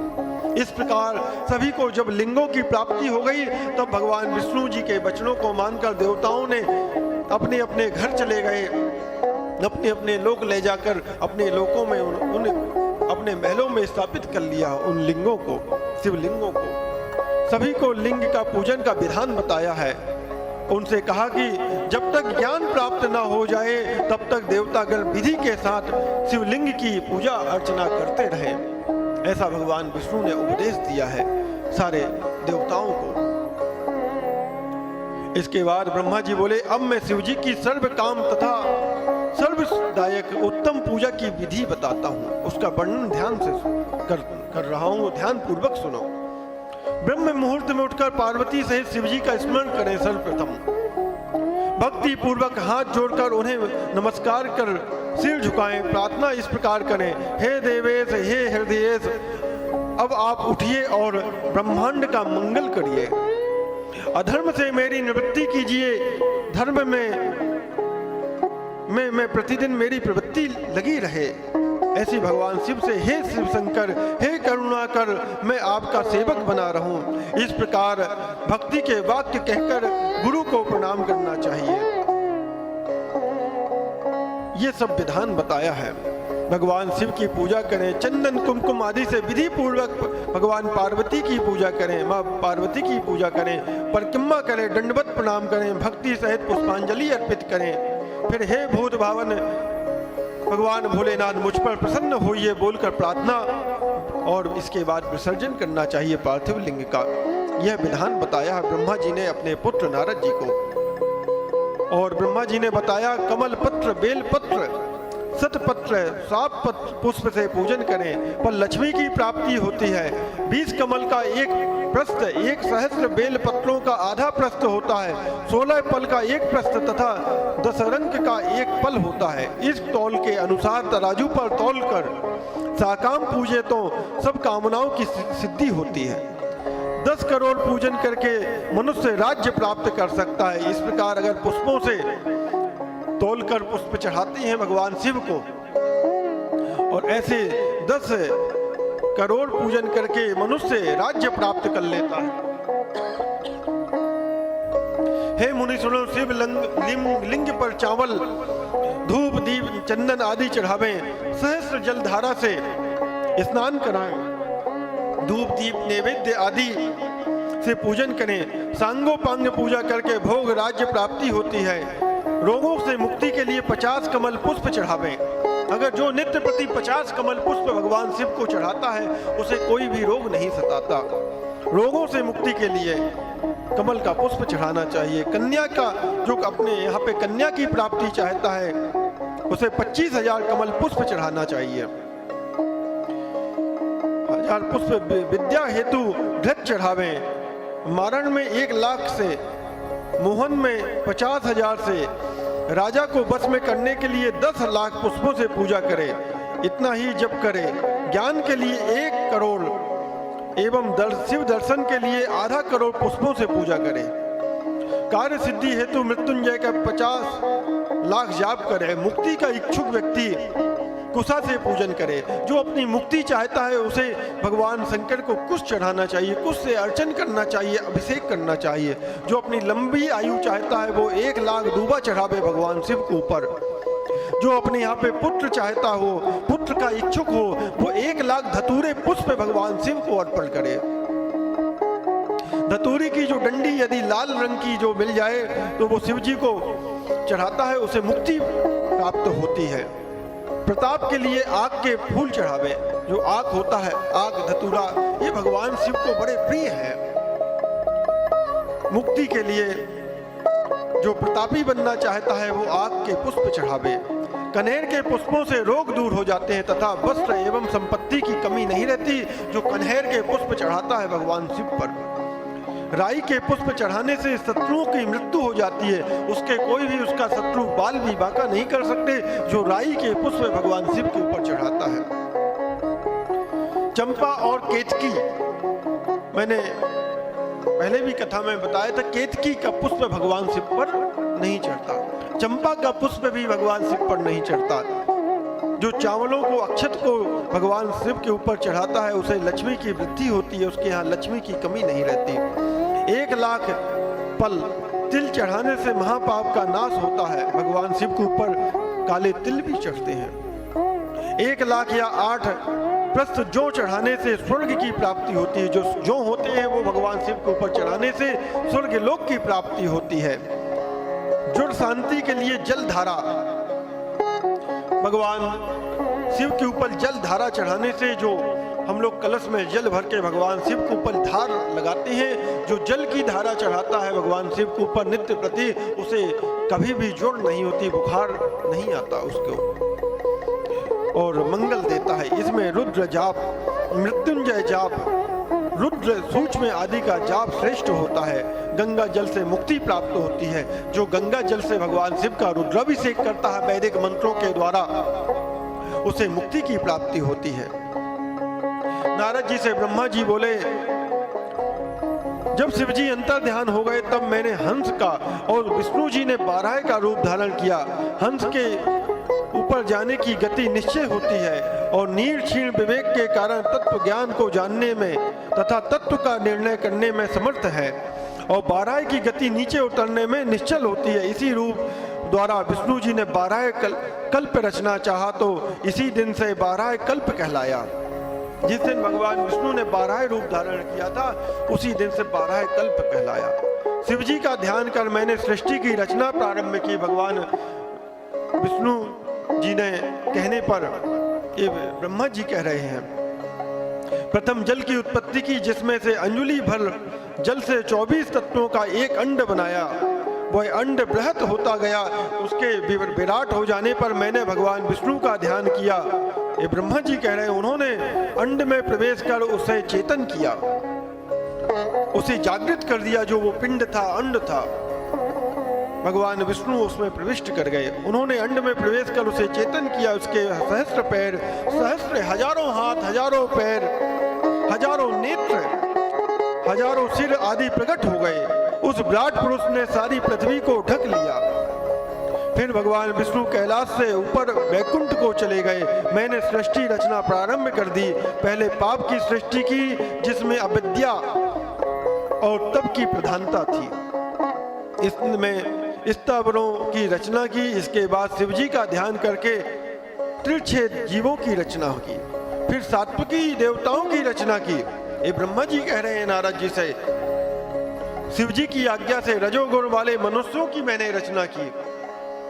इस प्रकार 5 तरह की सृष्टि हो गई। फिर महत् सर्ग, सूक्ष्म भौतिक सर्ग तथा वैकारिक सर्ग उत्पन्न किए। वैकारिक सर्ग से प्रकृति 8 प्रकार की सृष्टि हुई। जब इसमें प्रकृति हुई तो नवा कुमार सर्ग उत्पन्न किया। फिर उपयोगी प्रतीकात्मक सर्ग उत्पन्न किया, जिसमें सनकादियों का महान कौमार सर्ग उत्पन्न किया। ये मेरे मानस पुत्र कहलाए। ब्रह्मा जी ने कहा नारद जी से, जब मैंने इनसे सृष्टि रचने को कहा तो मेरे नेत्रों से अश्रु टपकने लगे। विष्णु जी के कहने पर मैंने शिव जी का तप किया। इससे मेरी भौं और नासिका के मध्य से विभूति तथा अर्धनारीश्वर शिव जी प्रकट हुए। उन्हें देखकर मैं प्रसन्न हो गया। मैं उनसे बोला, हे देव, आप जन्म और मरण वाली प्रजा की सृष्टि कीजिए। परंतु शिव जी ने यह कार्य स्वयं न करके मुझे ही सौंप दिया। जो भगवान रुद्र उत्पन्न हुए थे ना ब्रह्मा जी के रुक्ति से, मुझे माया रहित करने पर वरदान देकर अंतर ध्यान हो गए। नारद जी से कहते हैं ब्रह्मा जी, हे नारद, इसके बाद शब्दादि पंचभूतों द्वारा पंचीकरण करके उनसे आकाश, वायु, जल, अग्नि, वायु, पृथ्वी, पर्वत, समुद्र, वृक्ष आदि और कालक्रम से युग पर्वत पर्यंत सभी कालों की रचना की। क्योंकि ब्रह्मा जी सृष्टि करता है, तो भगवान विष्णु और भगवान शिव ने ही इन्हें सृष्टि को आगे बढ़ाने के लिए प्रेरित किया था। तो भगवान विष्णु के कहने पे ब्रह्मा जी ने सृष्टि को आगे बढ़ाया। ये सब जितने भी पर्वत, समुद्र, झील, ये जितना भी सब कुछ दिखाई दे रहा है, ब्रह्मा जी ने सबकी रचना की। मैंने पार्वती सहित शिव जी का ध्यान कर अन्य सृष्टि के पदार्थों की रचना की। अपने नेत्रों से मरीचि ऋषि को, हृदय से भृगु ऋषि को, सिर से अंगिरा ऋषि को, कान से पुलह ऋषि को उत्पन्न किया। उदान से पुलस्त्य ऋषि को, समान से वशिष्ठ ऋषि को, अपान से ऋतु ऋषि को, वर्णों से अत्रि ऋषि को, प्राण से दक्ष ऋषि को, गोदी से नारद को, छाया से कर्दम ऋषि को उत्पन्न किया। ये ब्रह्मा जी ने जिन जिन ऋषियों को उत्पन्न किया उनके विषय में बताया कि किस ऋषि को मैंने कहां से उत्पन्न किया। इसके बाद मैं दो भागों में बट गया। ब्रह्मा जी कहते हैं, एक भाग से पुरुष और दूसरे भाग से नारी बन गया, जिसे शत्रुपा नाम, जो नारी थी वो शत्रुपा और जो पुरुष था वह स्वयंभू मनु कहलाए। मनु और शत्रुपा की उत्पन्न किया ब्रह्मा जी ने, जिससे आगे चल के सृष्टि मनु महाराज से उत्पन्न होने के कारण हम लोग मानव कहलाते हैं। हम लोग मानव क्यों हैं? क्योंकि मनु शत्रुपा की हम लोग संतान हैं, विवाह द्वारा उत्पन्न। इसके बाद उनसे मनु के प्रियव्रत और उत्तानपाद दो पुत्र हुए और तीन पुत्रियां हुई। आकुति, देवहूति तथा प्रसूति नाम की तीन कन्याएं उत्पन्न हुई। आकृति को रुचि नामक मुनि को दिया तथा देवहूति को कर्दम प्रजापति को दिया है। मनु महाराज ने इनके साथ विवाह किया और जो प्रसूति नाम की कन्या थी उसका विवाह दक्ष के साथ में किया। उनकी संतानों में चराचर जगत भर गया। रुचि और आकुति से यज्ञ नारायण भगवान की उत्पत्ति हुई। यज्ञ के 12 पुत्र हुए। यज्ञ भगवान जो थे, भगवान विष्णु भगवान के ही अवतार थे, उनके 12 पुत्र हुए। देवहूति के कर्दम द्वारा अनेकों संतान की हुई। दक्ष प्रजापति के 24 कन्याओं ने जन्म लिया। ये कन्याएं क्रमशः भृगु, भव, मरीचि, अंगिरा आदि ऋषियों को ब्याह दी गई। इनसे असंख्य संतानें उत्पन्न हुई। यहीं से सृष्टि का विस्तार होता चला गया। मनु शत्रुपा से ही इनके 2 पुत्र और 3 कन्याओं से ये सृष्टि आगे बढ़ गई। महाराज, ये जितनी भी सृष्टि दिखाई दे रही है ये सब मनु शत्रुपा से ही है। इसलिए हम सब मानव हैं, इसलिए हम लोग मानव कहलाते हैं, मनु शत्रुपा के वंशज होने के कारण। शिवजी ने त्रिशूल के भाग से सती की रक्षा की, जिन्हें सर्वव्यापी विष्णु ने अपने प्रभाव ने बनाया था। फिर वही लोक कल्याण हेतु दक्ष के यहाँ प्रकट हुई। सती की परा, अपरा और शिवा ये 3 रूप हैं। सती रूप में शंकर जी के साथ उनका विवाह हुआ। पिता के यज्ञ में सती ने अपना शरीर त्याग कर दूसरे जन्म में वे पार्वती के रूप में पैदा होकर शंकर जी को पुनः प्राप्त हुई। ये कथा आप सबने श्रवण की ही है। उनके अन्य मुक्तिदायक नाम है। कालिका, चंडिका, भद्रा, चामुंडा, जया, विजया, जयंती, भद्रकाली, दुर्गा, भगवती, कामाख्या, कामदा, अम्ब, मृडानी, सर्वमंगला आदि इस प्रकार हे मुनि मैंने तुम्हें सृष्टि की रचना का वर्णन किया जो शिवजी की आज्ञा से मैंने रची थी। ये ब्रह्मा जी कह रहे हैं अपने पुत्र नारद जी को। ब्रह्मा जी ने कहा, नारद, जिस प्रकार शिवजी कैलाश पर गए तथा कुबेर से जिस प्रकार मित्रता हुई वह प्रसंग सुनो। मैं तुम्हें एक सुंदर प्रसंग सुनाता हूं। कापिल्य नगर में एक यज्ञदत्त नाम का एक ब्राह्मण रहता था। वह विद्या में बहुत पारंगत था, बड़ा विद्वान था। उसका एक पुत्र था जिसका नाम गुणनिधि था। 8 वर्ष की आयु में उसका यज्ञोपवीत संस्कार हो गया, कर दिया। वह अनेक विद्याओं का ज्ञाता बन गया। वह गुणनिधि नाम का जो इस ब्राह्मण का पुत्र था अनेक विद्याओं का ज्ञाता बन गया, परंतु उसमें कुछ दुर्गुण भी आ गए। वह ब्राह्मण का जो पुत्र विद्वान तो था परंतु उसमें कुछ दुर्गुण आ गए। जैसे जुआ खेलता, गाने बजाने वाली महफिलों में जाना, माता के कहने पर भी वह अपने माता पिता के पास नहीं जाता था। पिता दीक्षा या यज्ञादि से निवृत्त होकर लौटने पर पत्नी से जब वह पूछता कि गुणनिधि कहाँ गया, तो माता उत्तर देती कि यहीं कहीं, अभी पता नहीं कहाँ चला गया, शायद पूजा स्नान कर रहा होगा, देवताओं के लिए फूल आदि लेने गया होगा। माता अपने अकेले पुत्र गुणनिधि को प्रतिदिन समझाती परंतु वह नहीं समझता। अपने पति से ऐसा कह देती थी कि पूजन पाठ में होगा, परंतु उनका पुत्र तो जुआ खेलने के लिए चला जाता।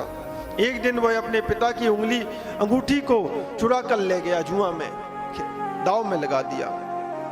पिता ने अंगूठी को एक जुआरी के हाथ में देखा तो उसने पूछा कि भाई ये कैसे तुम्हें प्राप्त हुई। उसने बताया, ये तुम्हारा जो पुत्र है गुणनिधि जुए में हार गया था, यही नहीं वह जुए में काफी धन हारा है। जुआरी कहने लगे लोगों से, आश्चर्य है कि आप जैसे ज्ञानी पंडित अपने पुत्र को नहीं जान पाए। उन सारे जुआरियों ने कहा। यज्ञदत्त बड़ा लज्जित हुआ, सिर झुका लिया और सिर को मुंह से अपने वस्त्र से मुंह को ढककर अपने घर आया। इतना लज्जित हुआ महाराज अपने पुत्र के कारण। वो ब्राह्मण मैं अपनी पत्नी से बोला, तेरा पुत्र गुणनिधि कहाँ गया है और मेरी अंगूठी कहाँ है। पत्नी बोली, मुझे इस समय याद नहीं है, मैं कहीं रखकर भूल गई होंगी। यज्ञदत्त गुस्से से बोला, सत्य कह रही हो तुम, निकम्मे पुत्र को जन्म देने वाली तू बड़ी असत्यवादिनी है। मैंने जब जब भी तुझसे पूछा कि गुणनिधि कहाँ गया, तू झूठ बोलती थी कि मेरा पुत्र पूजन करने गया, सामग्री लेने गया है पूजन की, परंतु वो तो चोरी करके जुआ खेलता था, मेरी अंगूठी चुरा कर ले गया। इस प्रकार झूठ बोलकर मुझे बहला देती थी। अन्य वस्तुएं भी घर से गायब थीं। पुत्र को बिगाड़ने में माता का दोष देखकर उसने जल देकर दोनों को तिलांजलि दे दी। यज्ञदत्त ने तथा किसी दूसरी ब्राह्मण कन्या से विवाह कर लिया। अपने पुत्र और पत्नी दोनों का त्याग कर दिया उस ब्राह्मण यज्ञदत्त ने, और फिर जाके दूसरा विवाह कर लिया। जब यह समाचार ब्राह्मण पुत्र गुणनिधि को मिला तो वह गृह त्याग कर वन में चला गया। कभी माता की ममता तथा पिता की धर्मज्ञता का स्मरण करके वह अपनी मूर्खता पर पश्चाताप करने लगा, क्योंकि ज्ञानी था।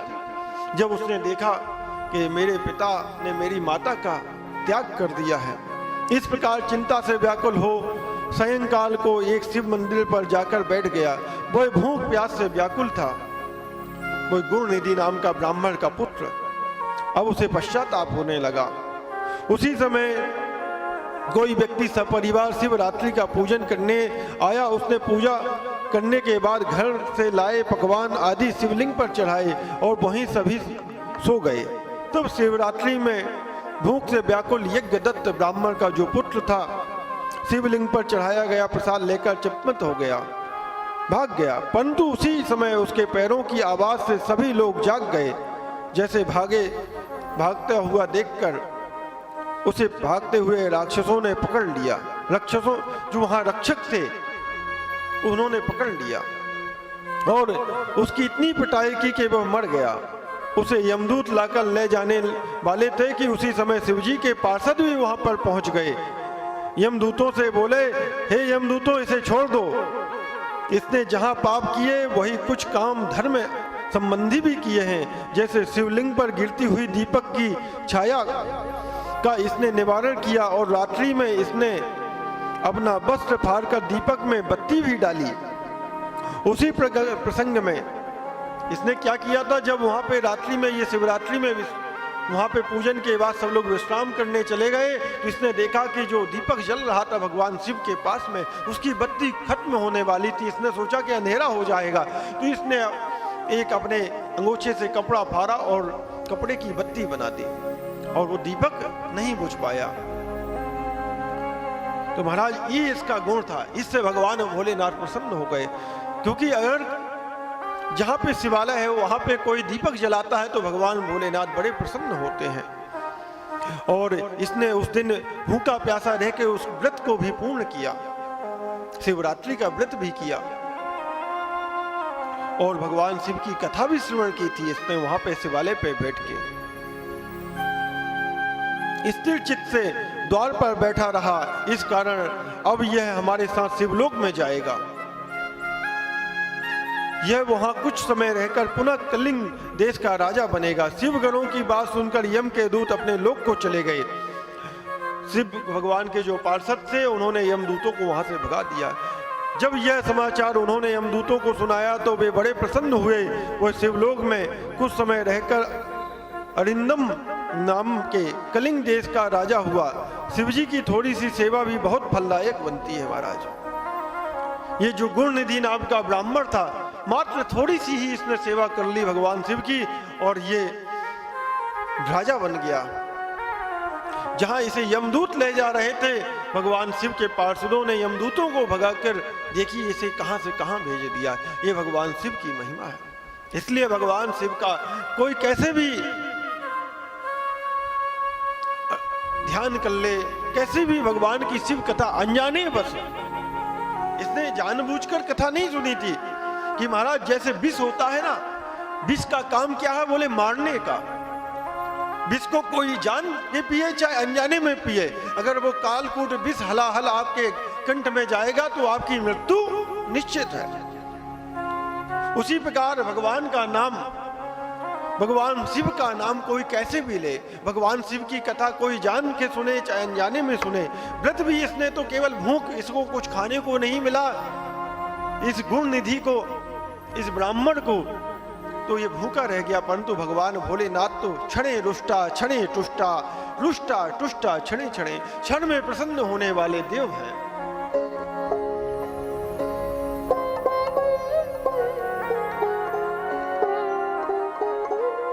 तो भगवान शिव को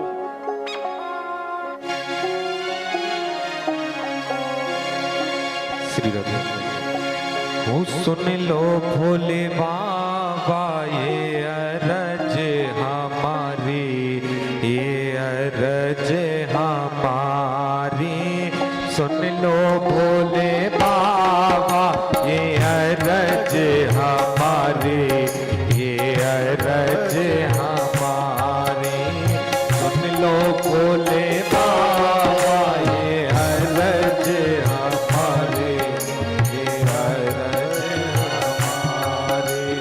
करेंगे सेवा इस जीवन में तारो नाम हमारी। सुन लो भोले बाबा ये अरज हमारी, ये अरज हमारी।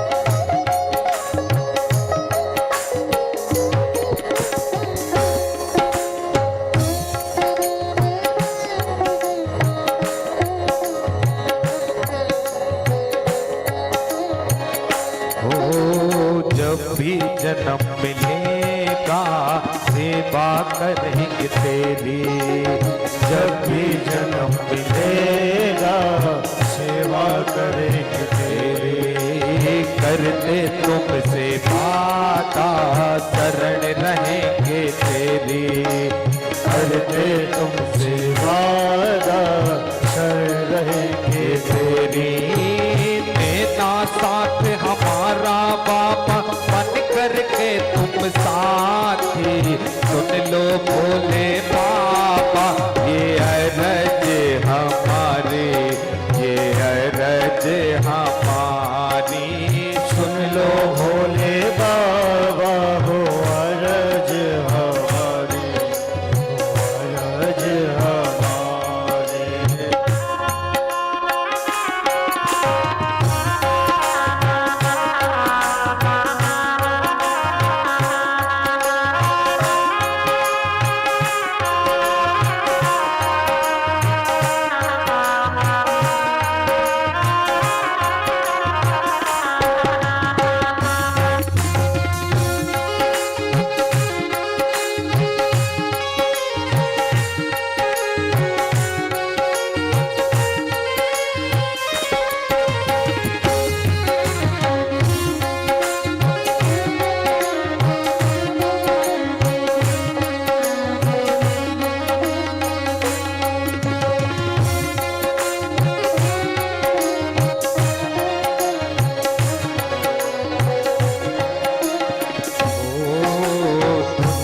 बनाने वाले ये सब तेरी माया, दुनिया बनाने वाले ये सब तेरी माया, दुनिया बनाने वाले ये सब तेरी माया, दुनिया बनाने वाले ये सब तेरी माया।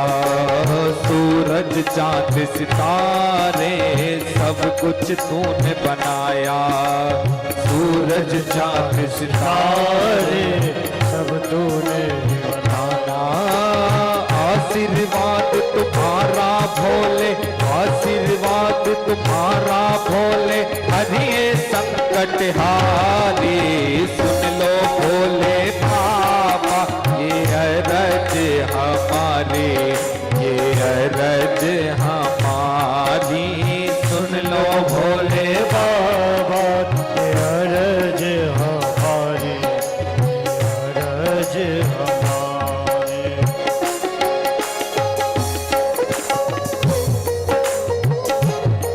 सभी लोग थाली की सेवा करते हुए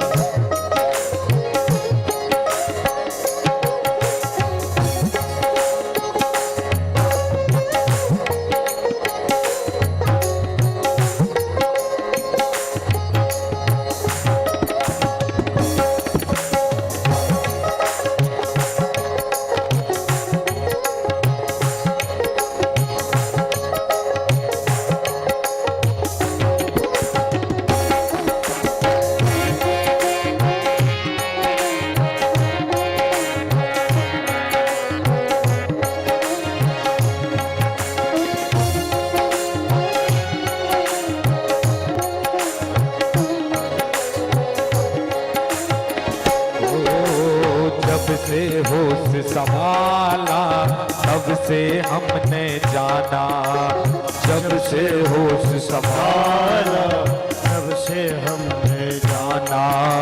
तेरी भक्ति ना मिले जीवन व्यर्थ हमारा, तेरी भक्ति ना मिले जीवन व्यर्थ हमारा।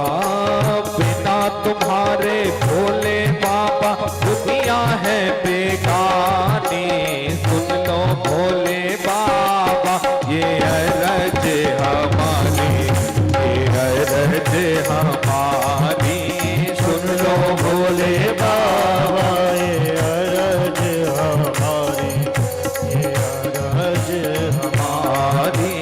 करेंगे सेवा हर जीवन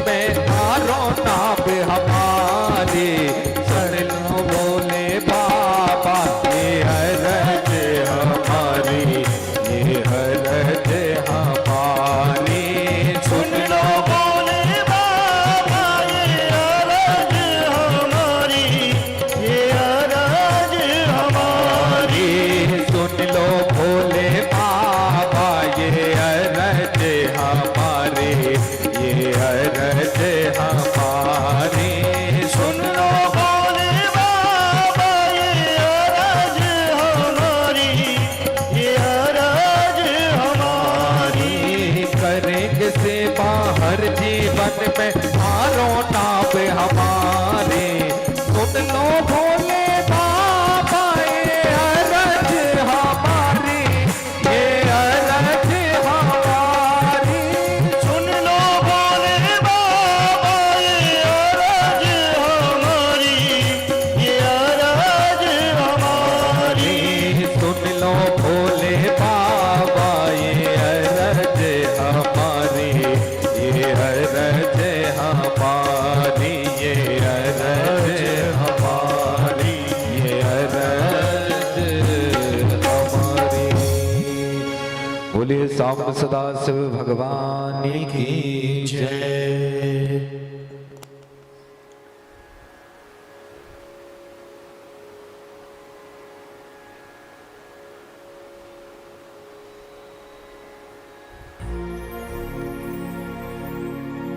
ओम नमः शिवाय।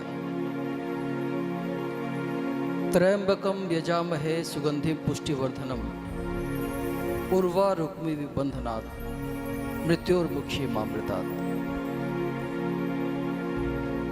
भोलेनाथ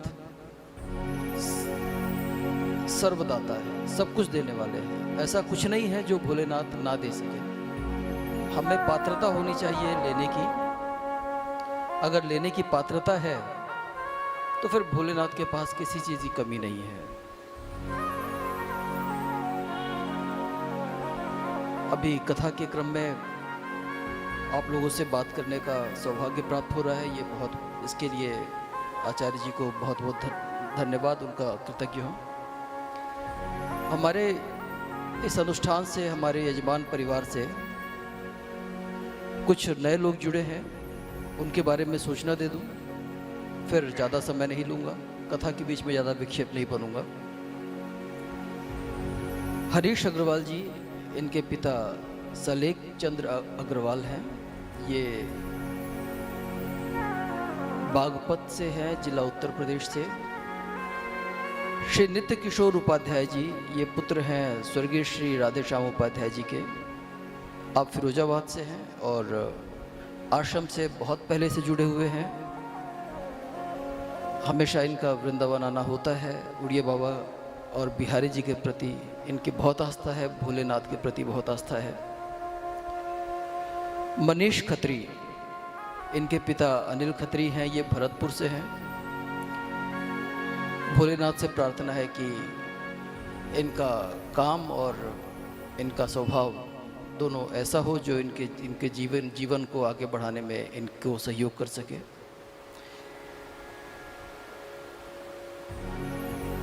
एक बात आप लोगों से कहना चाहूँगा, धन की 3 गति होती है।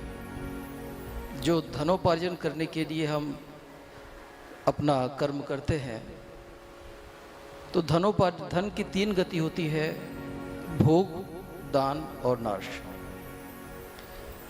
अगर आपके पास में धन है, या तो भोग में जाएगा, या दान में जाएगा, या फिर उसका नाश होगा, मतलब क्षय होगा, हानि होगी।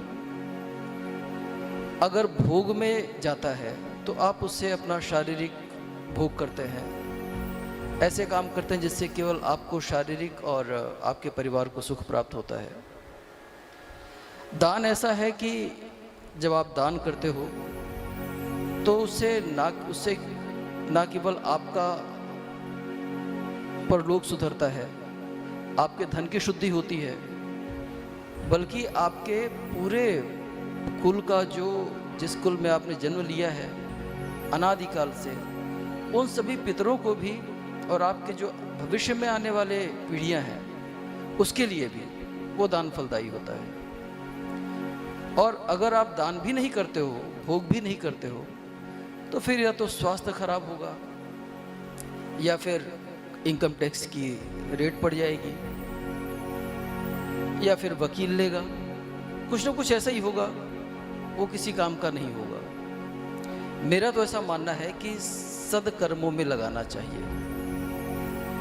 जो ज़रूरतमंद है, अगर हम सक्षम हैं तो उनका सहयोग करना चाहिए।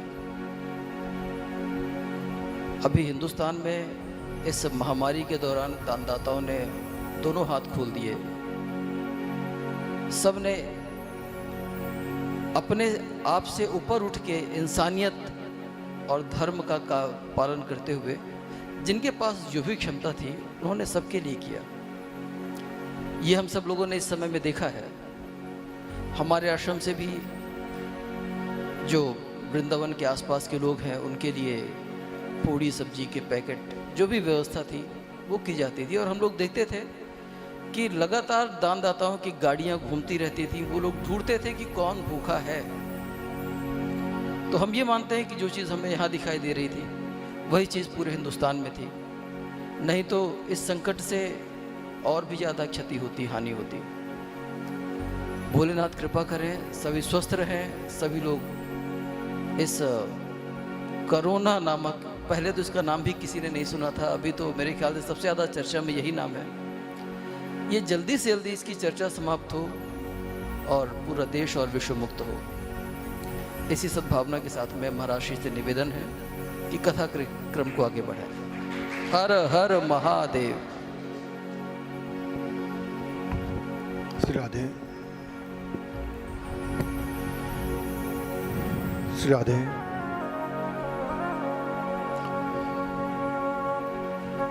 तो जिस ब्राह्मण गुणनिधि ने अनजानवश भगवान शिव का शिवरात्रि में व्रत किया और दीपक को बुझने से बचाया, ऐसे गुणनिधि को भगवान शिव ने कहाँ की प्राप्ति दी? बोले कुबेर पद की प्राप्ति।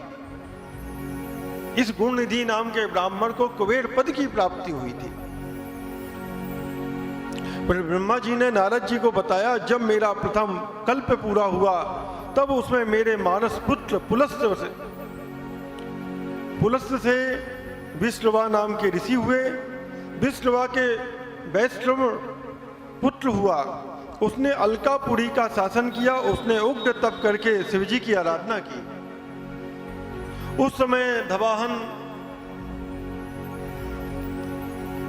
कल्प शुरू हो चुका था। वैश्रवण के तप से प्रसन्न होकर शिवजी ने उससे वर मांगने के लिए कहा। शिवजी के कहने पर तेज से वैश्रवण के नेत्र बंद हो गए। उसने वरदान मांगा कि मेरे नेत्रों में आपके चरण कमलों के दर्शन होते रहे। हे मुनियों, यह वही यज्ञदत्त का पुत्र गुणनिधि ही था जो शिवजी की सेवा करके अलकापुरी का राजा बना। परंतु यहाँ शिवजी के साथ पार्वती को देखकर इसने क्रूर दृष्टि की, इससे उसका बायां नेत्र फूट गया। शिवजी ने पार्वती जी से कहा, यह तुम्हारा पुत्र है, यह अब तुम्हें क्रूर दृष्टि से कभी नहीं देखेगा। इस कारण मैं इसे निधियों का स्वामी बनाए देता हूँ, ये गुहियों को अधिपति होगा। इतना कहकर भगवान शिव ने उसे धनपति का पद दिया और उससे पार्वती के चरणों में प्रणाम किया। पार्वती जी ने प्रसन्न होकर उसे वरदान दिया। इससे गुणनिधि नाम का जो ये ब्राह्मण था, यही दूसरे कल्प में महाराज ये कुबेर बना। पार्वती जी ने वरदान दिया कि हे पुत्र, तुम्हारी शिवजी में निर्मल भक्ति बनी रहे। इस प्रकार शिवजी ने उसे विश्वेश्वर नामक स्थान में कुबेर बनाकर अलकापुरी का स्वामी बना दिया और स्वयं उसके पास में ही कैलाश को अपने रहने का स्थान बनाया। देखिए भगवान शिव की कृपा इसी गुणनिधि नाम के ब्राह्मण पे कहां से कहां ये पहुंच गया। ब्रह्मा जी कहते हैं, हे नारद, अब ये आख्यान सुनो कि जिस प्रकार कुबेर कैलाश पर तपस्या करने आया था, उसके तप बल के कारण भगवान शिव वहां पे पहुंचे थे। कुबेर के तप से रुद्र वहां पहुंचे और जोर जोर से अपना डमरू बजाने लगे। इसकी ध्वनि को लोक में पहुंचने लगी। वहां पर ब्रह्मा, विष्णु एवं शिवजी अपने असंख्य गणों के साथ में कैलाश में इकट्ठे होने लगे। उत्पन्न रुद्र के दर्शन हेतु सभी ऋषि मुनि, सारे देवता वहां कैलाश में पहुंच गए। कुबेर ने शिवजी का पूजन किया तथा उनका आलिंगन किया और अलकापुरी के नजदीक ही अपना निवास बनाया। वहां पर शिवजी की आज्ञा से विश्वकर्मा जी ने अनेक भवन बनाए। शिवजी सिंहासन पर आरूढ़ हुए तथा ब्रह्मा विष्णु और देवताओं ने उनकी स्तुति की। शिव जी ने सबकी मनोकामना पूर्ण की। सभी प्रसन्नता पूर्वक अपने अपने निवास स्थानों को प्रस्थान करने लगे। नारद जी ने ब्रह्मा जी से पूछा कि हे पिता, आप शिव की कृपा से सर्वज्ञ हैं। आपके ऊपर भगवान शिव ने कृपा की जिससे आपको सब कुछ ज्ञान है। अतः आप मुझे यह बताने की कृपा करें कि शिव जी का विवाह सती के साथ कैसे हुआ। उनके ग्रस्त जीवन के विषय में बताएं। सती जी जो पहले दक्ष की कन्या थी तथा बाद में हिमालय की पुत्री बनी, सती का चरित्र बताने की कृपा करें। ये नारद जी ने अपने पिता ब्रह्मा जी से प्रश्न किया कि विस्तार से हमें यह कथा सुनाए। ब्रह्मा जी बोले, नारद, पहले मेरे यहाँ एक कन्या हुई जिसको देखकर मैं काम से पीड़ित हो गया। ये ब्रह्मा जी कह रहे हैं। ब्रह्मा जी की जो पुत्री थी उसके विषय में ब्रह्मा जी बता रहे हैं अपने पुत्र नारद जी को। तब भगवान रुद्र ने मुझे धिक्कारा। मैंने तपस्या द्वारा शिव जी को प्रसन्न किया, आराधना की। भगवान शिव ने मुझे समझाया। मैंने शिव जी को मोह में डालना चाहा। अपने पुत्र दक्ष से मैंने अस्की बिरणी नामक कन्या ने सती को उत्पन्न कराया। वो दक्ष पुत्री ही उमा बनकर कठिन तपस्या के द्वारा शिव जी को वर रूप में प्राप्त कर सकी। तब के रुद्र स्वतंत्र होकर भी संतान उत्पन्न करने की इच्छा से रूप धारण कर मोहित हो गए। रुद्र को गृहस्थ आश्रम में काफी समय व्यतीत हो गया। इधर दक्ष को शिवजी की माया से गर्व उत्पन्न हो गया। शिवजी की निंदा करने लगे ये दक्ष। एक दिन की बात है कि दक्ष को जब प्रजापति घोषित कर दिया तो महाराज वहां पे भगवान शिव को देखकर दक्ष ने भगवान शिव को बहुत उल्टा सीधा कहा। इसके बाद में भगवान शिव का अपमान करने के लिए इस दक्ष ने एक यज्ञ कराया। क्योंकि यहाँ पे जब दक्ष को प्रजापति घोषित कर दिया ब्रह्मा जी ने महाराज, तो उस सभा में सारे देवता पहुंचे हैं, विष्णु भगवान, ब्रह्मा जी सब पहुंचे। परंतु इसने देखा कि ये मेरा दामाद है, कौन, शिव, और सब मेरा सम्मान कर रहे हैं, सब मुझे मेरे सामने मस्तक झुका रहे हैं, परंतु ये देखो मेरा दामाद होके भी इसने मेरा सम्मान नहीं किया। ऐसा इस दक्ष के अंदर भाव आ गया। इसने सोचा कि मैं अपने दामाद शिव का फिर से अपमान करूं। इसने बहुत बड़ा यज्ञ किया, परंतु उस यज्ञ में सारे ऋषि मुनि, सारे देवी देवताओं को आमंत्रण किया, परंतु शिव और अपनी पुत्री सती को नहीं बुलाया इस दक्ष ने। इस पर सती का हृदय नहीं माना। सती को जब पता चला तो सती जी का हृदय नहीं माना।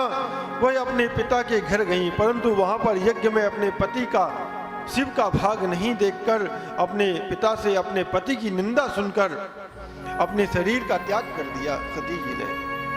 सती के शरीर त्यागने की बात सुनकर महादेव जी कुपित हो गए। उन्होंने अपनी जटाओं को निकाल कर नीचे फेंका। महाराज, उससे एक क्या उत्पन्न हुआ? बुरे वीरभद्र नाम का एक पुरुष प्रकट हो गया शिव जी की जटाओं से, और वीरभद्र को आदेश दिया है भगवान शिव ने कि जाओ दक्ष सहित उसके यज्ञ का विनाश कर दो। जाकर दक्ष सहित यज्ञ का विध्वंस कर दिया वीरभद्र जी ने। समस्त तीनों लोकों में हाहाकार मच गया। महाराज, सबने मिलकर शिवजी की स्तुति की। इस पर शिवजी ने कृपा करके दक्ष को पुनः जीवित किया और उसके यज्ञ को पूरा कराया। सती के शरीर से उत्पन्न ज्वाला पर्वत पर जाकर गिरी और वह ज्वालामुखी बनकर पूज्य बनी,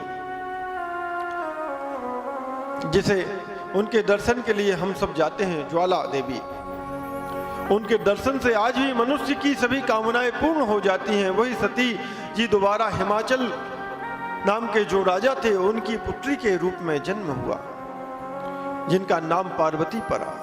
पार्वती नाम से विख्यात हुई। इन्होंने घोर तपस्या की। महाराज, एक नाम इनका अपर्णा पड़ा। घोर तपस्या करके इन्होंने शिवजी को प्राप्त किया। ये कथा भी आती है। इसके बाद पहले तो शिवजी निर्गुण निर्विकार रूप गुण शक्ति रहित सत्य असत से दूर परात्पर दिव्य रूप से रुद्र ही थे। फिर उमा के साथ सगुण और शक्तिमान हो गए। जब माँ पार्वती जी के साथ में भगवान शिव का विवाह हो गया तो भगवान सगुण हो गए, शक्तिमान हो गए, क्योंकि उनकी शक्ति उनको पास में वापस आ गई। तब से सदाशिव के ब्रह्मा विष्णु और रुद्र 3 रूप हुए। ब्रह्मा जी ने सुर असुर और मनुष्यों की रचना की। ब्रह्मा जी ने प्रजापतियों को भी रचा। फिर उन्होंने मरीचि, अत्रि, पुलह, पुलस्त्य, अंगिरा, क्रतु, वशिष्ठ, नारद, दक्ष और भृगु की रचना की। ब्रह्मा जी ने नारद जी को बताया कि जब मैं इन्हें उत्पन्न कर चुका था तो मुझे माया का मोह हो गया। तब मेरी भौं के बीच में से संध्या नाम की एक कन्या उत्पन्न हुई। उसे देखकर मैं तथा मेरे पुत्र दक्ष, मरीचि आदि सोच में पड़ गए। सभी के चिंताग्रस्त होते ही एक काले बालों वाला श्याम वर्ण का स्थूल काया वाला नीले सुंदर वर्ण वस्त्र पहने सुंदर कटाक्ष वाला पुरुष प्रकट हुआ। उसके अंगों से सुगंध निकल रही थी। उसने मुझे प्रणाम कर पूछा, मेरे लिए क्या आज्ञा है? मैंने उसे सनातनी सृष्टि उत्पन्न करने का आदेश दिया। मैंने उसका नाम पुष्प बाण रखा। मेरे पुत्र भी तत्व रूप से तुम्हारा स्मरण करेंगे। यह कहकर ब्रह्मा जी मौन हो गए। ब्रह्मा जी बोले, हे पुत्र, बाद में पुष्प बाण का नाम ऋषियों ने मनमथ रखा, क्योंकि उसने सबसे पहले मेरा चित्त मत लिया था। उसका दूसरा नाम काम पड़ा और तीसरा नाम मदन तथा चौथा नाम करदम रखा गया। ब्रह्मा जी काम से बोले, दक्ष प्रजापति तुम्हें एक कामनी तथा काम रूपवती कन्या प्रदान करेंगे। उसका नाम संध्या है। काम ने परीक्षण के लिए 5 बाण चलाए। उन 5 बाणों के नाम क्रमशः हर्षण, रोचन, मोहक, शोषण और मारक थे। ये बाण मुनियों को भी मोहित करने वाले थे। संध्या बोली, मैं काम को भी मोहित कर लूंगी। उसने कटाक्ष किए। इधर काम के मोहक बाण के लगते ही ब्रह्मा, मरीचि, अत्रि, दक्ष आदि सभी मोहित हो गए। ब्रह्मा जी भी अपने पुत्र काम के बाणों से मोहित हो गए। संध्या के मन में विकार उत्पन्न हो गया। कामदेव को अपने कर्म पर विश्वास हो गया। ब्रह्मा में काम के 49 भाव खड़े हो गए। पिता ब्रह्मा और भाइयों की यह गति देखकर धर्म को चिंता होने लगी। उसने शिवजी का स्मरण किया। इस पर शिवजी आकाश में स्थित होकर बोले, हे ब्रह्मा, तुम्हें काम कैसे उत्पन्न हुआ है? यह तो तुम्हारी पुत्री है। वेद के मार्ग पर चलने वाले को यह उचित नहीं है। वेद तो तुम्हारे मुख में स्थित है। तुमने इस सत्य के मार्ग को क्यों भूल गए, क्यों छोड़ दिया? पर मरीचि, दक्ष आदि को भी समझाया। तब ब्रह्मा जी लज्जा के मारे पसीना पसीना हो गए। ब्रह्मा जी का विवाह टूट गया। उससे पितृगणों की उत्पत्ति हुई। दक्ष के पसीने से एक सर्वगुण संपन्न कन्या पैदा हुई। वह रति के नाम से प्रसिद्ध हुई। उसे देखकर मात्र से क्रतु आदि का वीर स्खलित हो गया। उसे वीर से अन्य पितरों की उत्पत्ति हुई। ब्रह्मा जी ने कहा, तब मैंने तथा दूसरे ऋषियों ने लज्जित होकर काम को क्रोध में भरकर श्राप दे दिया कि जा तू शिवजी के द्वारा शीघ्र ही भस्म हो जाएगा। तब काम ने ब्रह्मा जी से क्षमा मांगी। ब्रह्मा जी बोले, तू भस्म होकर पुनः शिवजी के द्वारा विवाह करने पर पुनः शरीर धारण करेगा। इतना कहकर ब्रह्मा जी अंतर ध्यान हो गए और सभी मुनि सभी अपने अपने स्थान को चले गए। यह कथा और इसके बाद में ब्रह्मा जी के कारण जो रति की उत्पत्ति हुई थी वो काम की पत्नी बनी। पहले तो काम का शरीर भस्म हो गया, परंतु भगवान की कृपा से पुनः काम को फिर से शरीर मिला। सबके चले जाने पर दक्ष ने करदम जी से कहा, हे काम, तुम्हारे समान गुण वाली मेरी पुत्री रति जो है ना, इसे तुम अपनी पत्नी बना दो, स्वीकार करो। रति से विवाह करके कामदेव अति प्रसन्न हुए उस समय कामदेव ब्रह्मा के श्राप को भूल गए। इसी से दक्ष से कुछ न कहकर रति के साथ विवाह रच लिया। उस समय महान सुखकारी उत्सव हुआ एवं अपनी कन्या को प्रसन्न देखकर दक्ष भी खुश हो गए। ब्रह्मा जी ने बताया, जब मैं कामदेव को श्राप देकर अंतर ध्यान हो गया था तो शिवजी भी चले गए वहां से। तब मेरी जो पुत्री संध्या थी वो दुखी होकर सोचने लगी कि अब मुझसे बढ़कर पापिन कौन होगी, जिसे देखकर पिता व भाई के मन में काम वासना जागृत हो गई। मेरे जैसी पापनी कौन होगी। इस कारण मैं स्वयं ही इसका प्रायश्चित करूंगी। जो संध्या थी उसने प्रायश्चित के लिए चंद्रभागा नदी के तट पर स्थित चंद्रभागा पर्वत पर जाकर तपस्या करने लगी। क्योंकि संध्या को देखकर ब्रह्मा जी के अंदर काम जागृत हो गया था। संध्या इनकी पुत्री थी ब्रह्मा जी की, इसलिए संध्या ने सोचा कि मैं अभाग्नी हूँ कि मेरे पिता और मेरे भाइयों के अंदर मेरे लिए ही काम जागृत हो गया। तो इसने जाकर तपस्या की है। जाकर तपस्या करने लगी। ब्रह्मा जी बोले, तब मैंने अपने पुत्र वशिष्ठ के वहां संध्या को दीक्षा देने के लिए भेजा। वशिष्ठ जी ने संध्या को भगवान शंकर का मंत्र जप करने के लिए कहा। इससे तुम्हारे सभी मनोरथ पूर्ण होंगे। नमः शिवाय मंत्र से जो पंचाक्षर मंत्र है, ओम को बाद में लगाकर मौन धारण कर तप करो तथा मौन रखकर ही स्नान करके शिवजी का पूजन करो।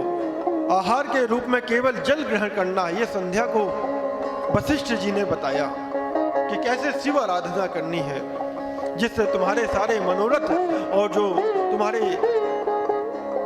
विकार हैं वो उन विकारों से तुम्हें छुटकारा मिल जाएगा।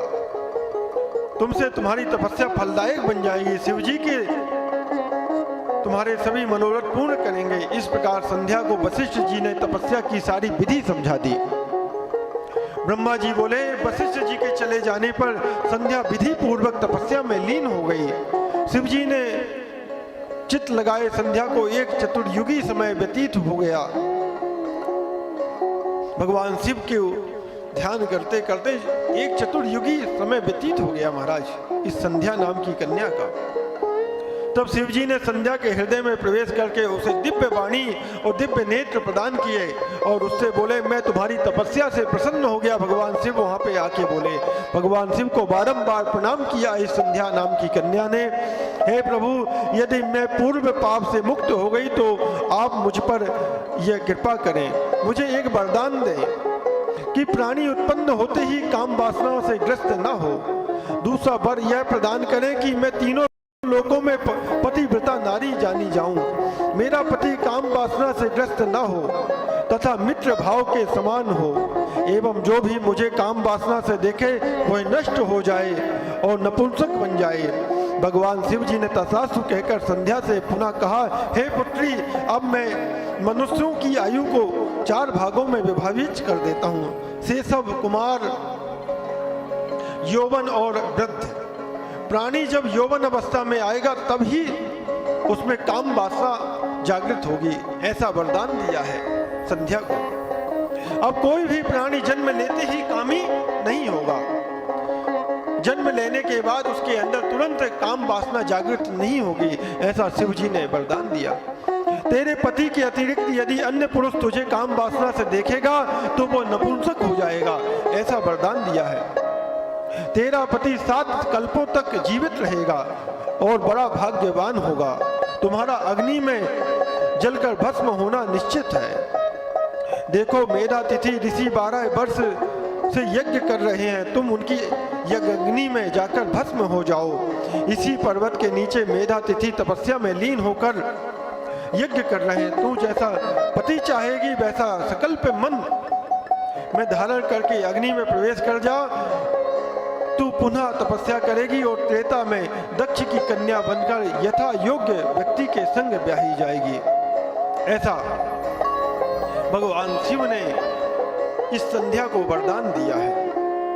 भगवान शिव जी के बताने पर संध्या मेधा तिथि के यज्ञ में जाकर पहुंच गई। भगवान शिव जी के द्वारा भेजे जाने पर के कारण मेधा तिथि जो मेधातिथि वहाँ पे यज्ञ कर रहे थे, किसी ने नहीं देखा कि वो यज्ञ की अग्नि में कूद गई।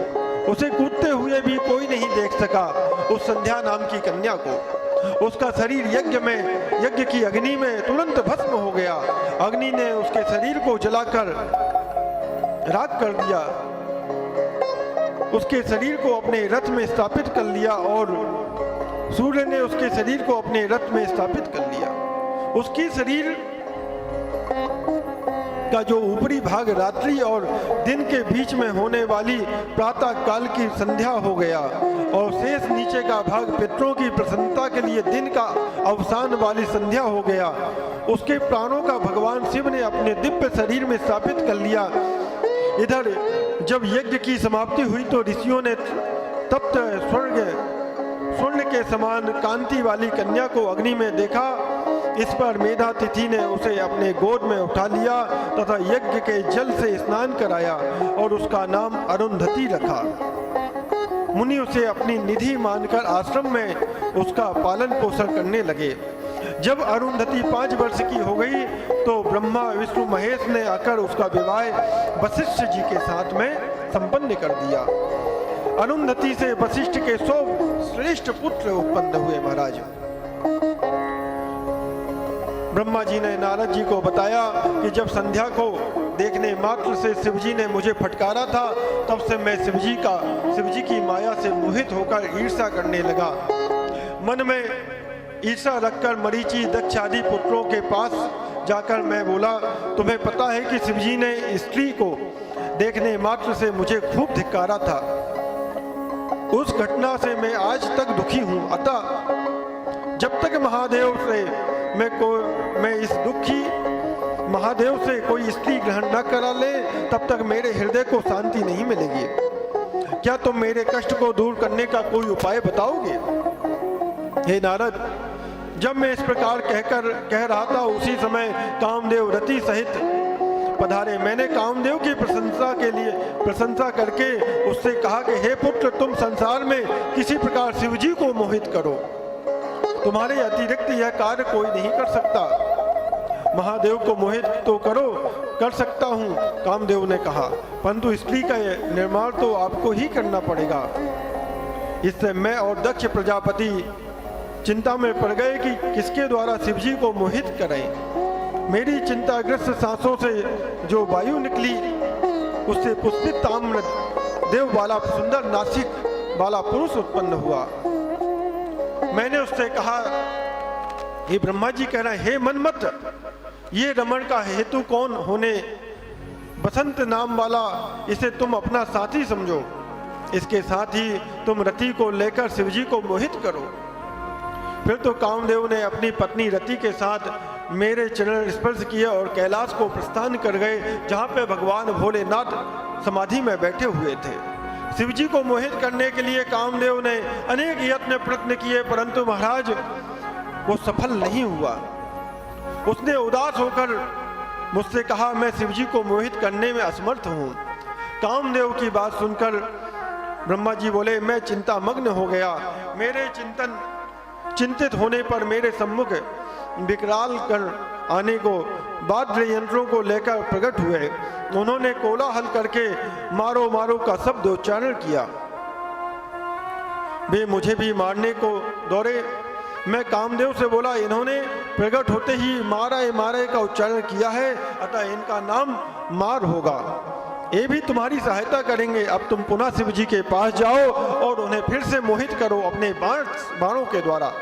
कामदेव जी ने ब्रह्मा जी से कहा, आपकी आज्ञा सिरोधार्य है, परंतु शिव जी को मोहित करना मेरे बस की बात नहीं। वे मुझे भस्म कर देंगे। कामदेव समझ गए कि अगर मैंने बार बार शिव जी को परेशान किया, उन्हें मोहित करने के लिए प्रयत्न किया, तो वो मुझे भस्म जरूर कर देंगे। परंतु ब्रह्मा जी के कहने पर कामदेव मारगणों को भी साथ में ले गए, जो वो मारगण उत्पन्न हुए थे। शिव जी के वहां पे पहुंच गए कैलाश, जहां पे शिव जी घोर तपस्या कर रहे थे। जब मां सती भस्म हो गई तो भगवान शिव जी ने समाधि लगा के बैठ गए। परंतु ब्रह्मा जी के मन में था कि मुझे शिव जी ने बहुत डांटा था स्त्री के कारण। तो मैं इनका विवाह करा के रहूंगा। कामदेव निराश होकर मेरे पास लौटे। ब्रह्मा जी कह रहे हैं, ब्रह्मा जी बोले आप स्वयं ही शिव जी को मोहित करें। ब्रह्मा जी नारद जी से बोले कामदेव के चले जाने पर शिव जी को मोहित करने का मेरा स्वप्न चकनाचूर हो गया, क्योंकि कामदेव असमर्थ रहा। अब ब्रह्मा जी सोचने लगे क्या करूं मैं, यह सोचता ही रहा कैसे युक्ति की जाए, क्या किया जाए जिससे शिव जी को फिर से पुनः स्त्री ग्रहण करा सकूं मैं। फिर मैंने भगवान विष्णु का स्मरण किया। भगवान ब्रह्मा कह रहे हैं अपने पुत्र नारद से, पीतांबर धारण किए हुए भगवान विष्णु मेरे सामने प्रकट हो गए। मैंने गदगद वाणी से उनकी स्तुति गाई। विष्णु जी ने मुझसे पूछा मुझे कैसे स्मरण किया। मैंने विष्णु जी को बताया कि भगवान शंकर को मोहित करने के लिए सपरिवार मार्गन और बसंत के साथ कामदेव को भी भेजा, परंतु वो सब असफल रहे। तब भगवान श्री हरि बोले तुम ऐसा क्यों नहीं करते, पहले तुम सच सच बताओ कि इसका क्या कारण है। मैंने श्री हरि को सृष्टि से उत्पन्न की पूरी कथा तथा संध्या को कुदृष्टि से देखने की बात बताई। ब्रह्मा जी बोले कथा तथा संध्या को कुदृष्टि से मैंने देखा था, इसलिए भगवान शिव ने मुझे ईर्षावत मुझे धिक्कार दिया था। शिव जी ने मेरे पुत्रों के समक्ष मेरी निंदा की, उसका मुझे बड़ा दुख है। अब शिव जी द्वारा स्त्री ग्रहण करने पर ही मेरा दुख कम हो सकता है। हे नारद, श्री हरि मेरी बात सुनकर हंस पड़े और मुझसे बोले हे ब्रह्मा जी, तुम सब लोगों के कर्ता और वेदों के ज्ञाता होकर ही ऐसी मूल बातें करते हो।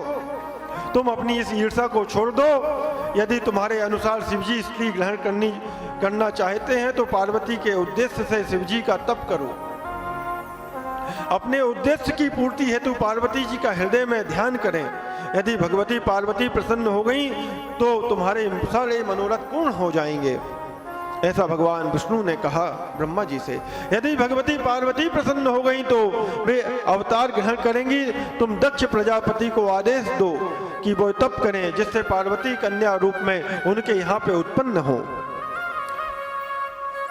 शिव तीनों पार्वती जी के स्वरूप हैं। इस प्रकार ब्रह्मा जी को समझाकर श्री हरि वहां से अंतर ध्यान हो गए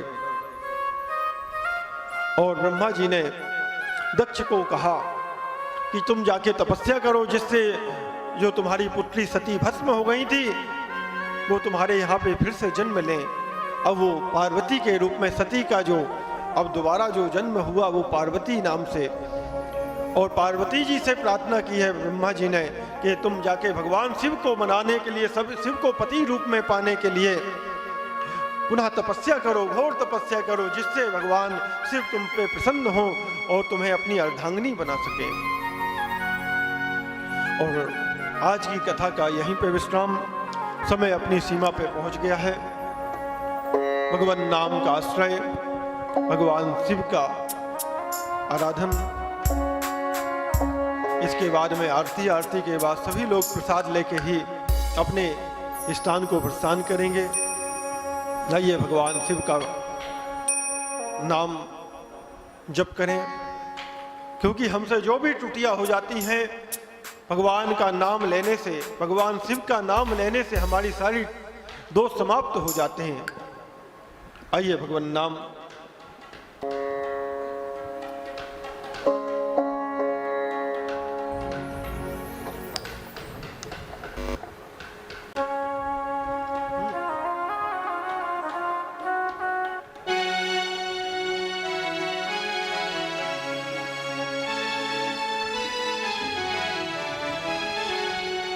श्री राधे।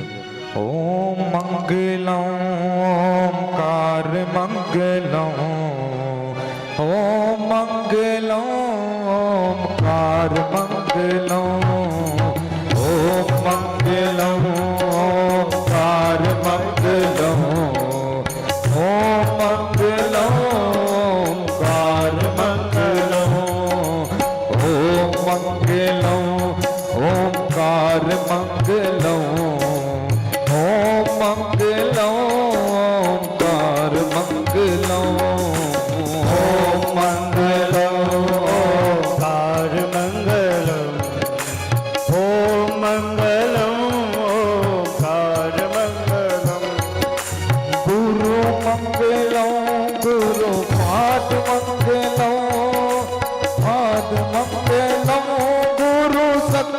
मंगलम गुरु मंगलम गुरुपाद मंगलम गुरुपाद मंगलम गुरु शक्ति मंगलम ओम मंगलम ओंकार मंगलम ओम मंगलम ओंकार मंगलम ओम मंगलम ओंकार मंगलम ओम मंगलम ओंकार मंगलम राम हो राम मंगलम सीता राम मंगलम सीता राम मंगलम राजा राम मंगलम राम मंगलम सीता राम मंगलम राम मंगलम राजा राम मंगलम राम मंगलम सीता राम मंगलम सीता राम मंगलम राजा राम मंगलम राम मंगलम सीता राम मंगलम राम मंगलम राजा राम मंगलम ओम मंगलम ओंकार मंगलम ओम मंगलम ओंकार मंगलम ओम मंगलम ओंकार मंगलम ओम मंगलम ओंकार मंगलम ओम मंगलम ओंकार मंगलम ओम मंगलम